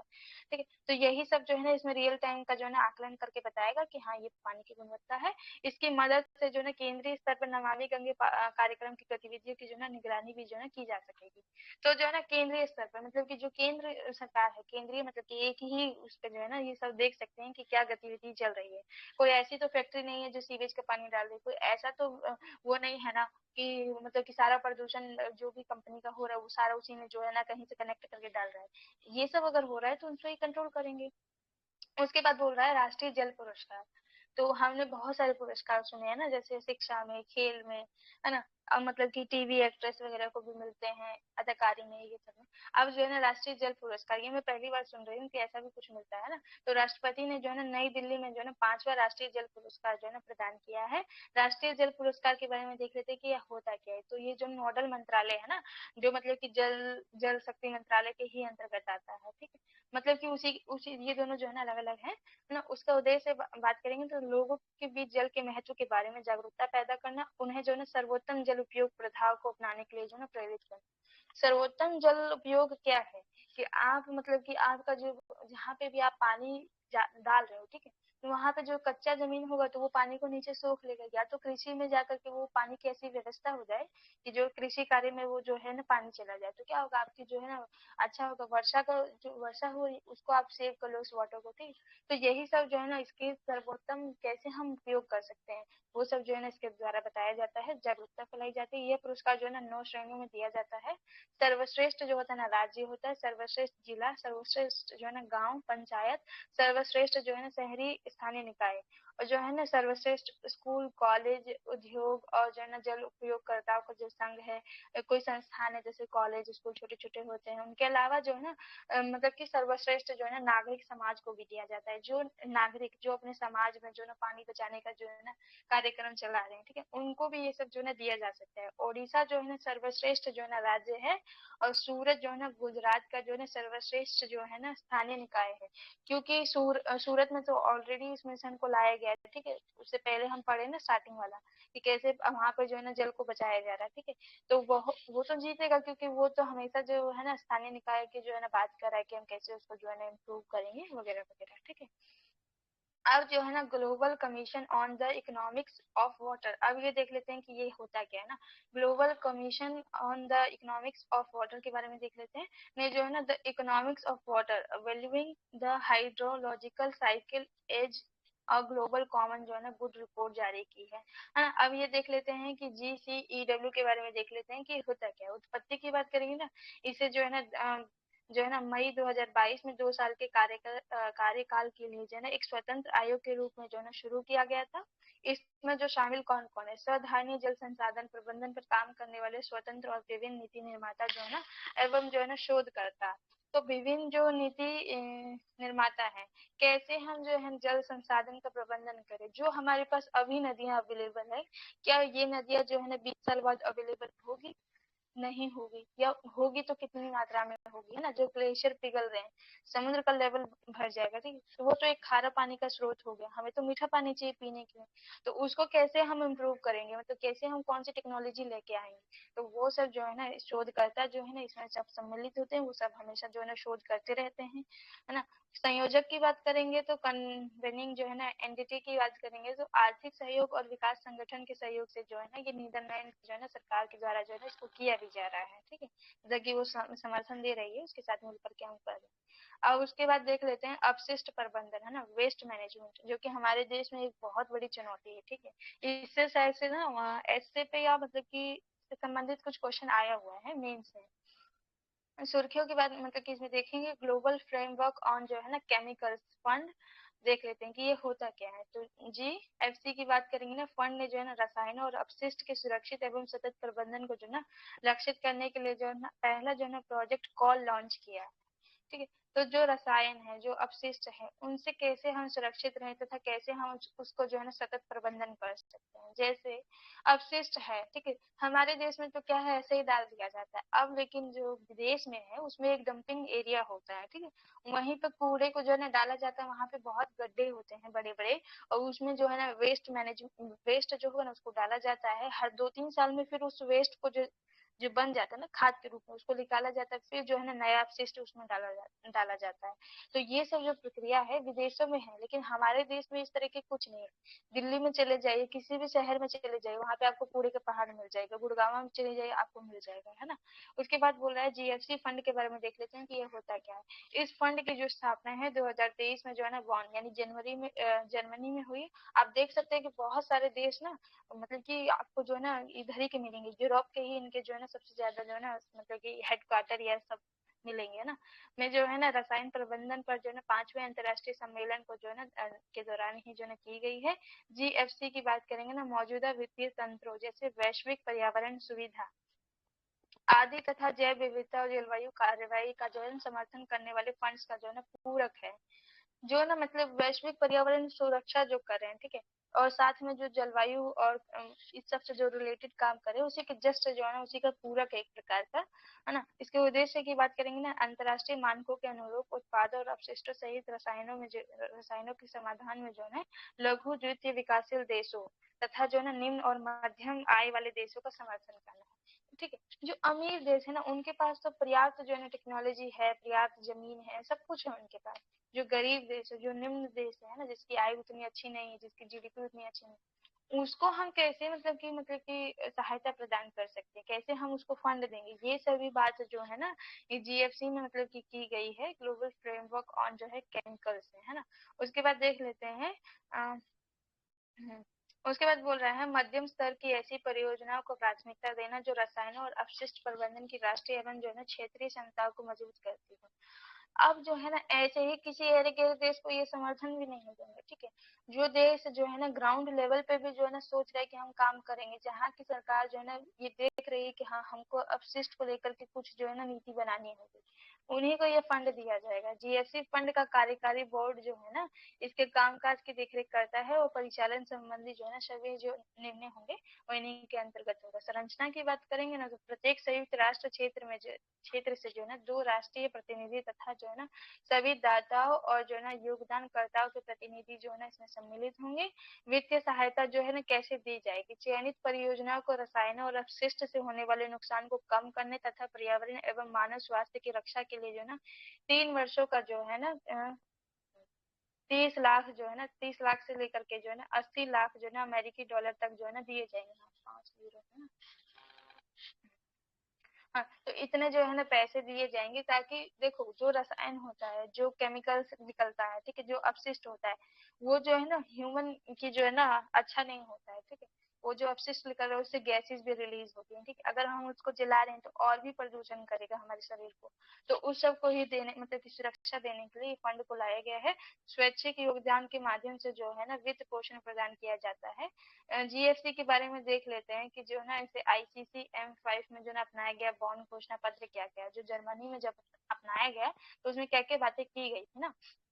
यह जो है ना एक बहुत जो है ना बहु क्षेत्रक समझौता है। इसके तहत जो है ना 28 लाख का जो है ना एक सेट तैयार किया गया है। इसका उद्देश्य रसायनों के अवैध व्यापार पर रोक लगाना तथा जो है ना 2035 तक कृषि में जो है ना अत्यधिक जो है ना खतरनाक कीटनाशकों के उपयोग को खत्म करना। अब बताओ इतना बड़ा ये लोग जो है ना लक्ष्य निर्धारित किए हैं कि जो हम कीटनाशक जो डाल रहे हैं, जो बहुत ज्यादा पोटास डाल रहे हैं ना, और जो है ना बहुत सारी चीजें हम डाल रहे हैं केमिकल्स है ना, तो वो सबको भी ये कह रहे हैं जो कीटनाशक है खतरनाक, उन सबको भी जो है ना हमको खत्म करना है 2035 तक, मतलब कि आज से 10 साल बाद तक।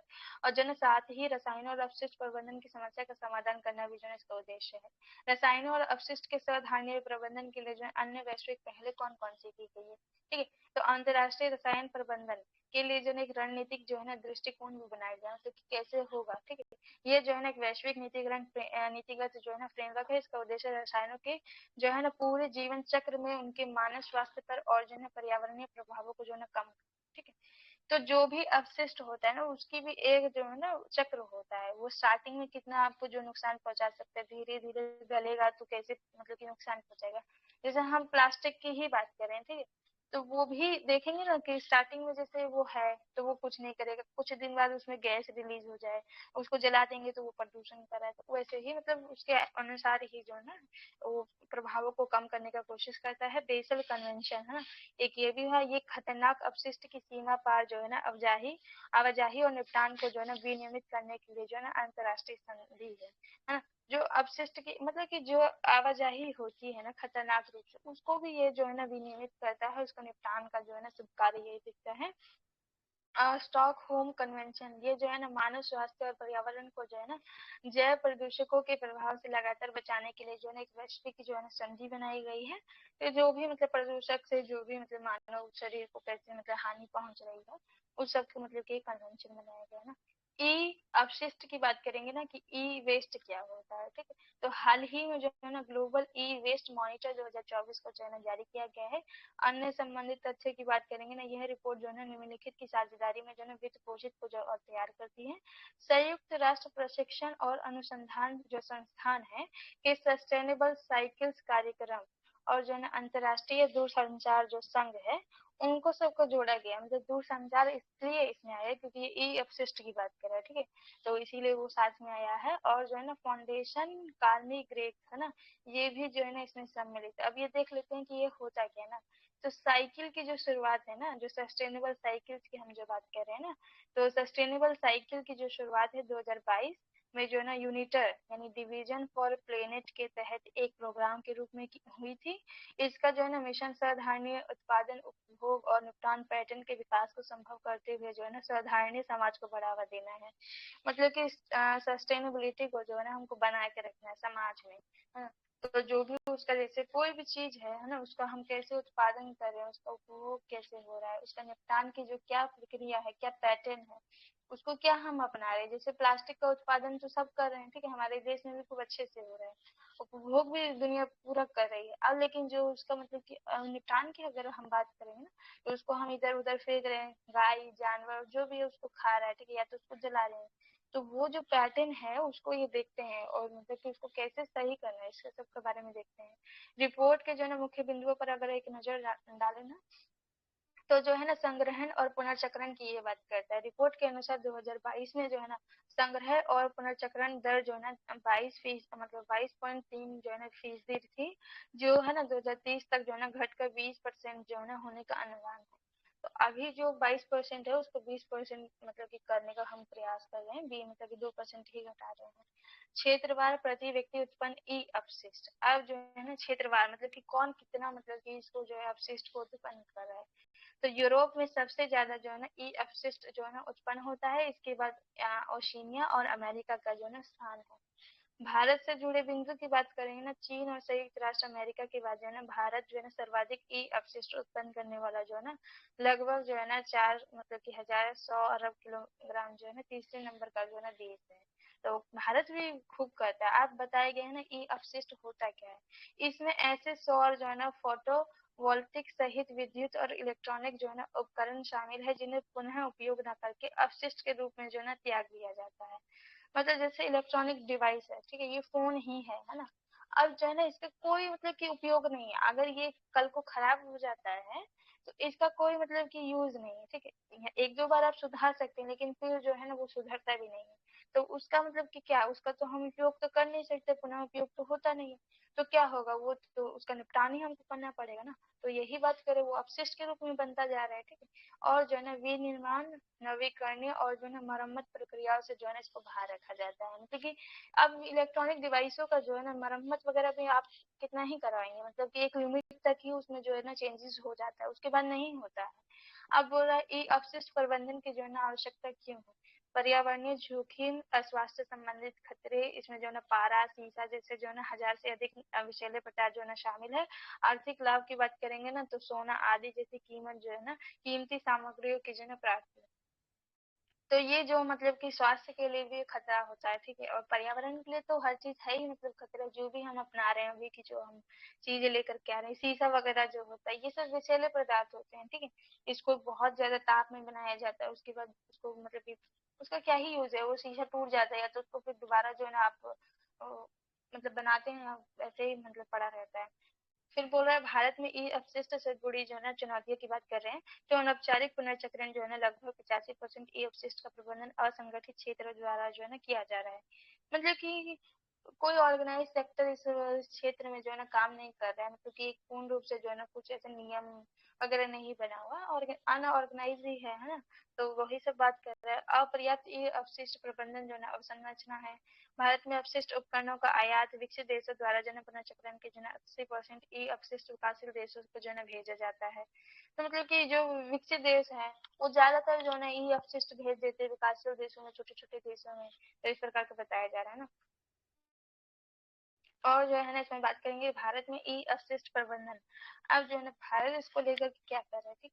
तो खतरनाक अपशिष्ट प्रबंधन और जो है ना हैंडलिंग संशोधन जो है ना नियम आया था, ये 2003 में आया था। पहली बार जो है ना ई अपशिष्ट की संरचना के दायरे में स्पष्ट रूप से जो है ना खतरनाक पदार्थ को जो है ना शामिल किया गया है। जो भी पदार्थ मतलब कि समाज के लिए या जो है ना मानव के लिए या जानवरों के लिए जो खतरा होता है, उसके जो है ना एक तरीके से जो है ना मतलब कि सूची तैयार की गई है ना, जैसे शीशा होता है, ठीक। वो आप फेंक देंगे ना तो वो किसी को लग सकता है, वो सब मतलब खतरनाक होता है। ये अपशिष्ट प्रबंधन जो है ना एक जो है ना 2011 में भी आया था। इसमें जो है ना ईपीआर की अवधारणा को अपनाया गया था। ईपीआर हम लोग पढ़ेंगे साइंस एंड टेक में भी, उसमें भी आएगा ये। तो उसमें अपनाया गया था। ई अपशिष्ट प्रबंधन नियम जो है 2016 में, इसमें जो है ना निर्माता दायित्व संगठन की अवधारणा प्रस्तुत की गई थी। मतलब कि जो निर्माता कर रहा है, जो निर्माण कर रहा है उसका भी दायित्व होगा, ठीक है। फिर जो है ना 2022 में आया। इसका जो उद्देश्य ईपीआर व्यवस्था के माध्यम से जो है ना चक्रीय अर्थव्यवस्था को बढ़ावा देना है। मतलब कि वही है कि जो हम पुनर्चक्रण किसी चीज का नहीं कर रहे हैं, ठीक है, हम यूज कर रहे हैं और उसको फेंक दे रहे हैं। तो उसको यूज, उसको कैसे हम फिर यूटिलाइज कर सकते हैं वो हमें नहीं पता है। उसके बाद 2023 में जो है इसमें कौन कौन से जो है प्रावधान शामिल किए गए। समझ आ रहा है कि सिर्फ जो है ऊपर से जा रहा है।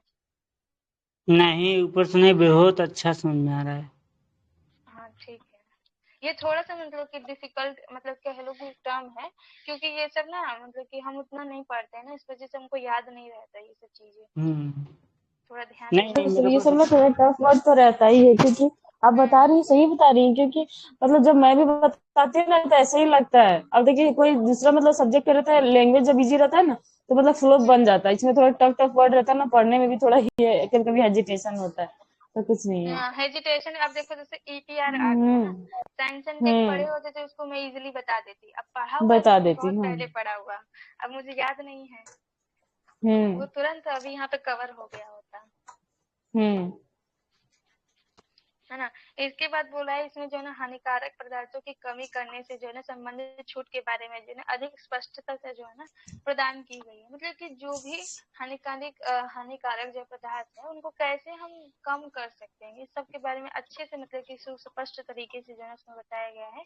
इसमें ईपीआर प्रमाण पत्र तैयार करने वाले जो है ना कन्वर्जन फैक्टर निर्धारण किए गए हैं। निर्माताओं द्वारा जो है ना प्रशीतन ना का प्रबंधन करने का जो है दायित्व सौंपा गया है। मतलब कि जो निर्माण करता है, जो कंपनीज है, उनका भी कहीं ना कहीं दायित्व होना चाहिए।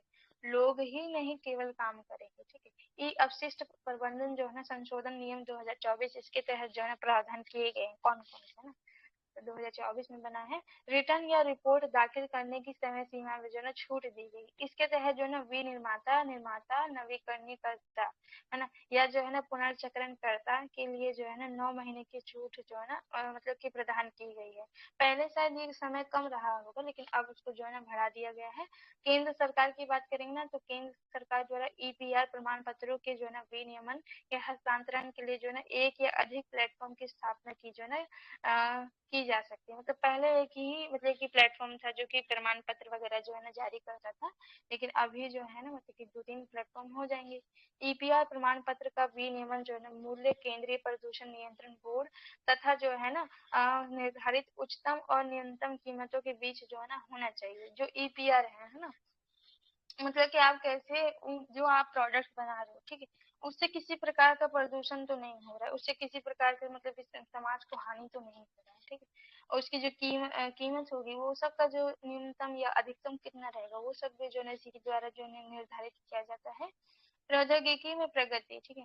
तो इलेक्ट्रॉनिक्स और सूचना प्रौद्योगिकी मंत्रालय ने जो है ना ई अपशिष्ट से धातु और प्लास्टिक की पुनर्प्राप्ति के लिए जो है ना स्वदेशी तकनीक जो है ना विकसित की है। अभी क्या नहीं, ये सब चीजें जो है ना देखो, चाइना हो गया, ताइवान हो गया, ये सब चीजें ना वहाँ पे काफी हैं। यहाँ पे वहाँ पे टेक्नोलॉजी है, जैसे वहाँ पे सबसे ज्यादा मोबाइल वगैरह बनते हैं, ठीक है। इलेक्ट्रॉनिक जितने आइटम होते हैं, चाहे मशीन है चाहे कुछ भी है, जो वॉशिंग मशीन वगैरह जो होती है वो सब बहुत बनता है। तो जब वहाँ पे इतना बन रहा है तो उसका अपशिष्ट के लिए भी या उसको कैसे निपटान करना है ना उसकी व्यवस्था भी वहाँ पे है, लेकिन भारत में नहीं थी। लेकिन इसीलिए जो है ना एक स्वदेशी तकनीक को लाया गया है कि किस प्रकार से जो धातु, जैसे अभी ये जो हमारा मोबाइल बना है ना, इसमें कुछ ग्लास भी लगा है, प्लास्टिक लगा है, बहुत सारी चीजें इसमें कवर है, ठीक है। तो इनका कैसे हम निपटान करेंगे वो सब भी इसमें बात की गई है।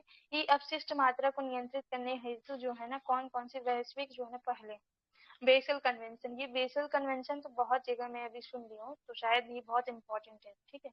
यह जो है ना एक वैश्विक संधि है जिसका उद्देश्य ई अपशिष्ट सहित देशों के जो है ना बीच खतरनाक अपशिष्ट के स्थानांतरण को जो है ना कम करना है। ई अपशिष्ट के द्वारा भी जो है ना इस प्रकार का जो है ना आवाजाही प्रोडक्ट का होता है। जैसे जो विकसित देश है ना, तो वो गरीब देश है जो है, जो विकासशील देश है ना, उनको ये इस तरीके की चीजें जो है ना प्रोवाइड कर देते हैं सस्ते दाम पे।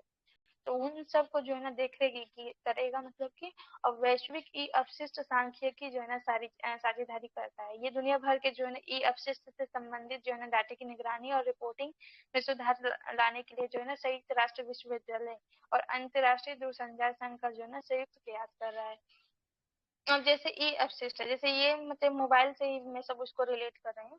जैसे ये मोबाइल है ना अंकिता, तो चाहे कृष्ण भैया आप है ना, तो ये जो भी आपको मोबाइल है उसमें सब पर्सनल डाटा है। अब मान लो ये खराब हो गया तो ऐसा थोड़ी है कि वो डाटा उड़ जाता है, वो डाटा नहीं उड़ता है। जैसे आप व्हाट्सएप पे किसी को मैसेज किए हो ना, तो जो व्हाट्सएप कंपनी उसके पास तो वो डाटा सब जा रहा है कि आप किसको हेलो बोले, किसको बाय बोले, किसको हाय बोले, वो सब जाता है। तो वो जो आपका डेटा है उसको कैसे हम सुरक्षा प्रदान करेंगे। जितनी कंपनीज है वो तो उसका लाभ उठा सकती है ना, कि बेकार फोन आपको बेच दे, ठीक है। कोई देश जो है हाँ। ना उसमें ऐसा सिस्टम लगा दे कि आपकी पूरी जो है ना टेक्नोलॉजी, आपका पूरा ज्ञान और जो है आपकी पूरी मतलब कि जो देख रेख है, जो आप कर रहे हो दिनचर्या, सब उस पर नोटिस कर ले और उसको अपने देश में लेके चले जाए। तो इन सब की जो जिम्मेदारी होगी वो ये ले रहा है कि ऐसा कुछ ना हो जाए किसी देश के साथ या किसी भी व्यक्ति के साथ, मतलब जो इसमें बताया गया है ना। ये अपशिष्ट चुनौती मतलब कि एक चुनौती के रूप में आ रहा है धीरे धीरे जो है ना। ये विश्व आर्थिक मंच की एक वैश्विक पहल है जिसका उद्देश्य जो है ना इलेक्ट्रॉनिक्स के लिए जो है ना चक्रीय अर्थव्यवस्था को जो है ना संभव करना है।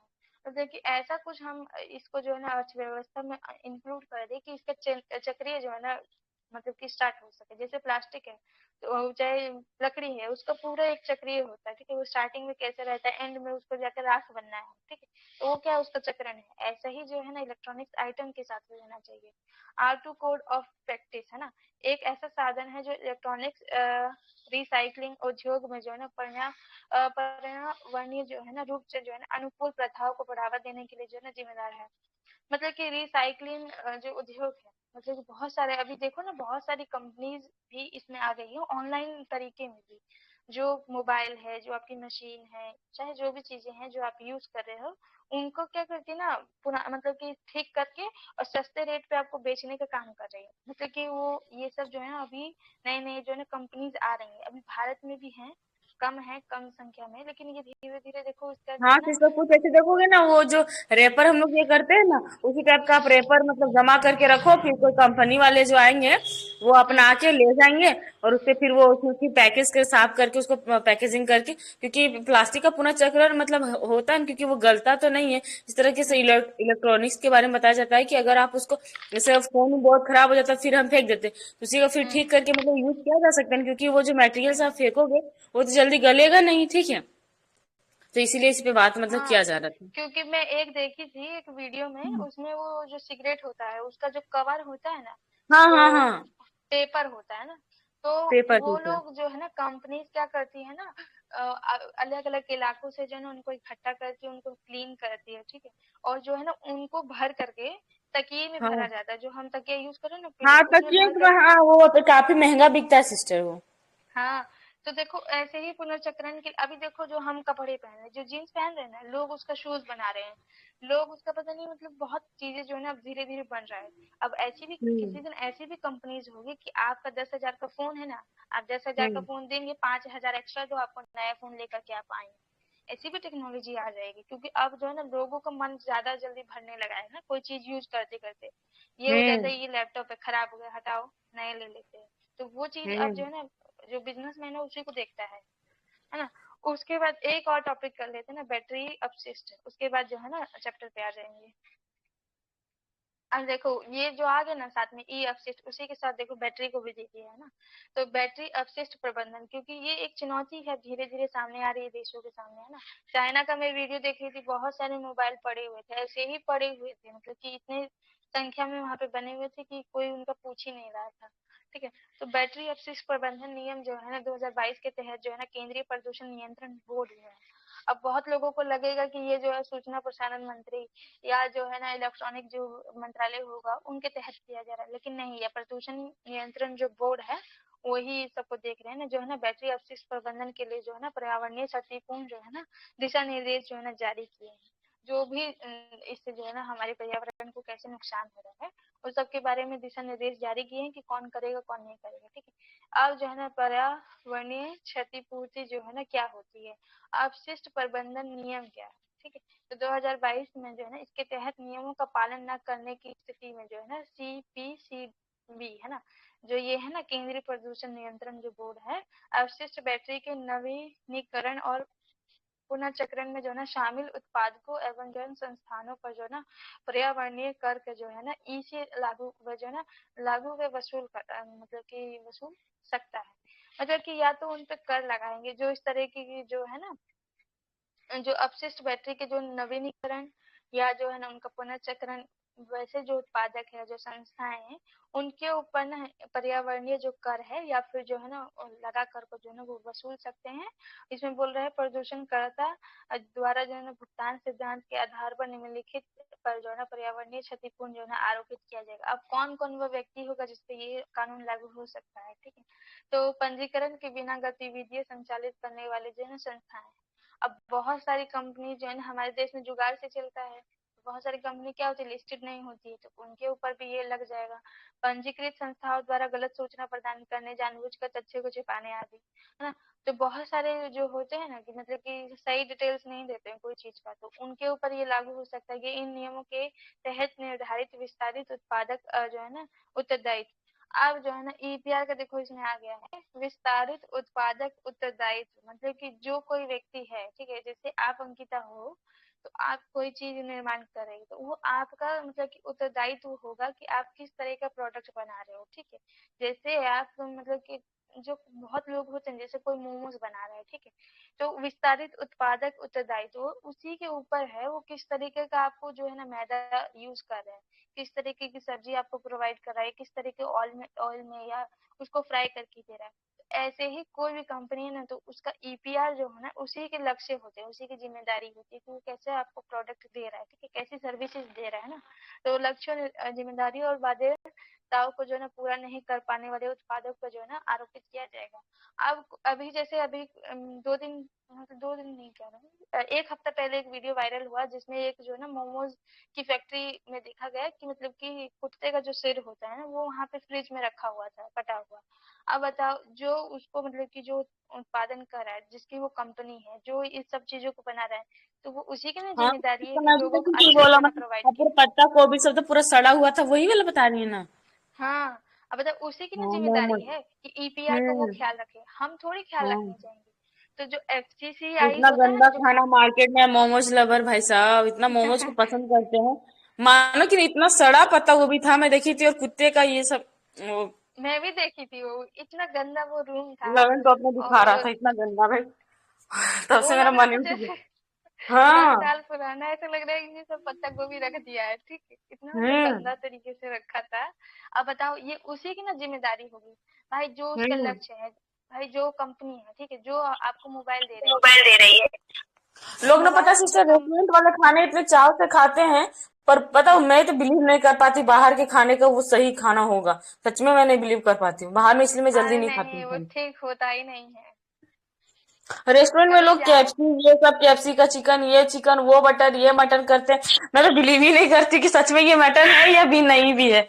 कोई भरोसा नहीं भाई, कभी इसलिए घर का जाओगे, खाओ। किसी रेस्टोरेंट में जाओगे ना, तो वहां आज तो पे मैं मतलब बिलीव किचन देखने करो का मन नहीं सिस्टर, आज तो करेगा। मैं रेस्टोरेंट कभी नहीं गई हूँ, कभी तक कभी गई ही नहीं, मेरी दोस्ती यार ऐसे मतलब किसी से ही नहीं। मैं किसके साथ जाऊँ, आज तक मैं रेस्टोरेंट नहीं गई, कभी नहीं, आप बिलीव करो।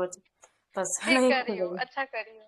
कभी जाओ उनका किचन देखो ना अंकिता, तुमको मन नहीं करेगा, तुमको ये लगेगा कि हमसे पैसे ले लो भाई तुम, और हमको खाना वाना कुछ नहीं चाहिए, हम चले जाएंगे, मतलब इतनी गंदी हालत में वो सब होता है। मैं अपना आंखों देखा बता रही हूँ, मैं एकदम, मेरा मन ही नहीं करा कि उसमें जाके बैठ के खाऊंगी मैं। इतना मतलब गंदे तरीके से वो लोग बनाते हैं ना, क्या ही बोल सकते हम्म। हैं। तो जैसे आप कोई मोबाइल कंपनी है, ठीक है, तो उसके हाँ। ऊपर ना जिम्मेदारी है कि वो कोई ऐसी इसमें जो है ना सोर्स ना लगाए, ऐसी कोई चिप ना लगाए जिससे जो है ना किसी की हम जो कोई हिडन कैमरा ही लगा दे मान लो, तो हमारी इन्फॉर्मेशन उसमें सब रिकॉर्ड हो रहा है, तो ये सब क्या कंपनी का लक्ष्य है, उसकी जिम्मेदारी है कि वो सब जो है ना अच्छी चीज जो है ना मार्केट में बेचे, मतलब गलत प्रकार की जो चीजें है वो नहीं करना है, ठीक है। तो ईपीआर का अर्थ है कि किसी बैटरी निर्माता की ये जिम्मेदारी होती है कि वे अपशिष्ट बैटरी का जो है ना पर्यावरणीय रूप से जो है ना सुरक्षित प्रबंधन करे। अब मैं वही बता रही हूँ ना, ईपीआर जो है ना अलग अलग व्यक्ति के लिए अलग हो सकता है। मोमोज वाले के लिए ईपीआर अलग है, बैटरी वाले के लिए अलग है, जो कपड़ा बेच रहा है उसकी ईपीआर अलग है। भाई कपड़ा बेच रहे हो, अच्छा कपड़ा बेचोगे ना, खराब गला सड़ा कपड़ा बेचोगे तो कौन लेगा, है ना। तो वही बात है कि जैसे आपने निर्माण तो कर दिया, ठीक है, वेस्ट मटेरियल ही है, बैटरी है जैसे, तो उसका मतलब कि आप अपशिष्ट कैसे करोगे, ठीक है। जैसे मैं प्लास्टिक बनाई हूँ, जिसने प्लास्टिक बनाया है उसको ये भी तो पता होना चाहिए ना कि भाई इसका हम कैसे हटाएंगे उसको, मतलब कि जो पर्यावरण में फैल गया है उसको हम हटाएंगे कैसे। उसको पता ही नहीं होता है, वो तो बस बना के चल दिया। अब जो है ना ये बोल रहा है कि, है ना, अतिरिक्त ईपीआर दायित्व की बात करेंगे ना, हालांकि पर्यावरणीय क्षतिपूर्ण का भुगतान करने से बैटरी निर्माता को इन नियमों के तहत जो है ना निर्धारित ईपीआर जो है ना दायित्व से छूट नहीं मिलेगी। उदाहरण के लिए किसी वर्ष विशेष में जो है ना पूरी नहीं की गई ईपीआर संबंधी जो है ना बाध्यता को अगले वर्ष के लिए जो है ना कैरिज जो है ना फॉरवर्ड कर दिया जाएगा। मतलब आपका लक्ष्य था जैसे 50, है ना, अब वो पूरा नहीं हुआ तो अगले साल के लिए आपको बढ़ा दिया जाएगा, सीधी सी बात है। मुख्य दिशा निर्देशों पर जो अगर हम नजर डालें ना, तो पर्यावरणीय क्षतिपूर्ण कर जो है ना दो व्यवस्थाओं पर जो है ना विभाजित किया जा सकता है। जो हम टैक्स लेने की बात करें ना, तो पर्यावरणीय क्षतिपूर्ण या कर व्यवस्था पहला नंबर पे क्या है ना, तो इसके तहत पर्यावरणीय कर धातु वॉर जैसे कि लेड एसिड, लिथियम आयन और अन्य बैटरियों के लिए जो है ना ईपीआर संबंधित लक्ष्यों को पूरा न करने वाले निर्माताओं पर जो है ना लगाया जाएगा। तो हर जो है ना हर कंपनी का जो है ना ईपीआर भी अलग अलग होगा, उसके प्रोडक्शन पे निर्भर करता है ना। तो उसकी रेटिंग पे डिपेंड करेगा कि उसका क्या रेटिंग है, और जो है ना उसी के आधार पे जो है ना कर वगैरह जो है ना लगाएंगे अगर वो लक्ष्य को पूरा नहीं करते हैं। पर्यावरणीय क्षतिपूर्ण या जो है ना कर व्यवस्था जो है ना सेकंड क्या है, इसके तहत जो है ना अपशिष्ट प्रबंधन नियम, आप जिस चीज का उत्पादन कर रहे हो, आपका एक जो है ना उचित नियम होना चाहिए कि आप उसका अपशिष्ट कैसे करोगे। 2022 का पालन न करने की स्थिति में किसी भी जो है ना संस्था पर आवेदन शुल्क के आधार पर जो है ना पर्यावरणीय कर जो है ना लगाया जा सकता है। तो ये नियम था 2022 का, जो इसको पालन नहीं करेगा उसको नियम लगेगा। जैसे कोई भी फैक्ट्री है, ठीक है, तो वो ना मतलब कि काफी ज्यादा जो है ना गैस रिलीज करती है, कार्बन डाइऑक्साइड वगैरह जो है ना, और जो सल्फर वगैरह रिलीज करती है। तो अगर वो अपशिष्ट मान लो कि वो किसी नदी में डाल रही है, तो वो किसकी जिम्मेदारी होगी? उस कंपनी की जिम्मेदारी होगी कि भाई वो पर्यावरण को नुकसान ना पहुंचाए। अगर तो वो ऐसा कुछ कार्य में लगा हुआ ना, तो उस पे हम जो है ना पर्यावरणीय जो है ना टैक्स लगा सकते हैं, आराम से लग जाता है उन सब चीजों पर भी। अब जो है ना बैटरी अपशिष्ट जो है ना प्रबंधन नियम 2022 के अनुसार क्या क्या है इसमें बातें कही गई है। कवरेज एरिया की बात करेंगे ना, इन नियमों के तहत जो है ना सभी प्रकार की बैटरियों को लाया गया है, जो इलेक्ट्रॉनिक वाहनों की battery, portable battery, automotive battery, औद्योगिक बैटरी आदि वगैरह। तो ये सब अलग अलग बैटरीज होती है ना, जैसे अभी तो स्कूटी वगैरह में काफी लग रही है ना। तो ये सब जो है ना इलेक्ट्रॉनिक वाहन की बैटरी के इसमें आ रहा है। उसके बाद बोल रहा है ये नियम जो है ना विस्तारित उत्पादक उत्तरदायित्व को भी जो है ना निर्धारित करते हैं। इस उत्तरदायित्व के जो है ना तहत उत्पादन अपशिष्ट बैटरियों का संग्रहण, पुनर्चक्रण और जो है ना नवीनीकरण जो है ना सुनिश्चित करते हैं। तो जो भी इसका प्रोडक्शन कर रहा है, ठीक है, उसी की ये जिम्मेदारी है कि वो ईपीआर का जो है ना ख्याल रखे, कैसे उसका पुनर्चक्रण करेगा, कैसे उसका पुनर्निर्माण करेगा, और कैसे उसको मतलब क्या व्यवस्था करेगा, ये सब जो उसकी जिम्मेदारी है। ईपीआर लक्ष्यों को पूरा न करने पर लगाई गई पर्यावरणीय क्षतिपूर्ण ईसी प्रदूषणकर्ता द्वारा जो है ना भुगतान सिद्धांत, जो पीपीपी पढ़े थे, इस सिद्धांत पर जो है ना आधारित होगा। मतलब कि जो हम प्रदूषण जो करता है उनके ऊपर जो हम टैक्स लेते हैं, या जो हम उस पे जो कानूनी कार्रवाई करेंगे, सेम उस इस पे भी है ना ईपीआर पे भी वही लगता है। अब बोल रहा है पीपीपी एक सिद्धांत है जिसके अनुसार प्रदूषण फैलाने वाले को ही जो है ना उसके प्रबंधन की लागत वाहन जो है ना करनी पड़ती है। अब तुम जो है ना भाई इतना फैक्ट्री से नुकसान किए हो, ठीक है, तो जब नमामि गंगे जो है ना ये कार्यक्रम आया ना, तो आपसे उतना पैसा भी वसूला जाएगा कि हम जो है ना उस चीज को सुधारें, हम जो है ना पर्यावरण को सुधारें। ये सब जो है इसमें शामिल किया गया है, ताकि जो है ना मानव स्वास्थ्य और जो है ना पर्यावरण से होने वाले नुकसान को रोका जा सके। अब बहुत सारा तुम बनारस में रही होंगी, तो वहां पे देखोगी जितने घाट है, ठीक है, तो जो घाट बने हुए ना, जितने घर है ना वहां पे, उन सब का जो सीवेज का पानी था ना, वो सब गंगा में ही आता है। वो कितना ही लोग कहें कि मतलब नहीं आता है, लेकिन एक्चुअल में तो वहीं पे आता है। अब बताओ वहां पे कोई अगर फैक्ट्री खोला होगा ना, तो वो उसकी जिम्मेदारी होगी कि उसको क्लीन करे, उसका प्रबंधन करे। अगर वो नहीं करेगा ना, तो उससे उतना पैसा वसूला जाएगा, अच्छा नहीं है। उसके बाद बोले पोर्टेबल और जो है ना ईवी बैटरियों के लिए जो है ना 2030-31 तक जो है ना 20% का जो है ना रिसाइकलिंग जो है ना लक्ष्य निर्धारित किया गया है। इस लक्ष्य को हासिल करने के लिए जो है ना नई बैटरी उत्पादन में जो है ना पुनः पुनः नवीनीकरणीय सामग्री के उपयोग के लिए जो है ना अनिवार्य जो है ना चरणबद्ध लक्ष्य जो है ना लागू किए गए। वही सब बात कह रहा है, इसमें आप ज्यादा नहीं देखेंगे, है ना। थोड़ा आप जो सा है और ना कल किया, आप अच्छा, जो हाँ खत्म तो हो गया, हमको लगा ये इसके आगे नहीं, प्रदूषण के अन्य प्रकार इसके बाद। ये सब जो है ना अब कल कर लिया जाएगा ना, अब आधा घंटा बचा है, तो उसको कर लेते हैं लेक्चर को ना। का आ हो जाओ कृष्णा कृष्णा भैया, भैया, फील्ड पे आ जाओ। फील्ड पे उतरो, आपकी आवाज नहीं सुनी और मजा नहीं आ रहा है। कल भी नहीं सुने थे इनकी आवाज। हिस्ट्री के समय भी नहीं पता है सिस्टर, हिस्ट्री के समय मैं आप बताइए अपना, फिर आपका भी मैं अच्छे से सुनी। कुछ देर के बाद फिर मैं पता नहीं, मैं बेड में बताइए बैठते बैठते पता मैं कब सो गई।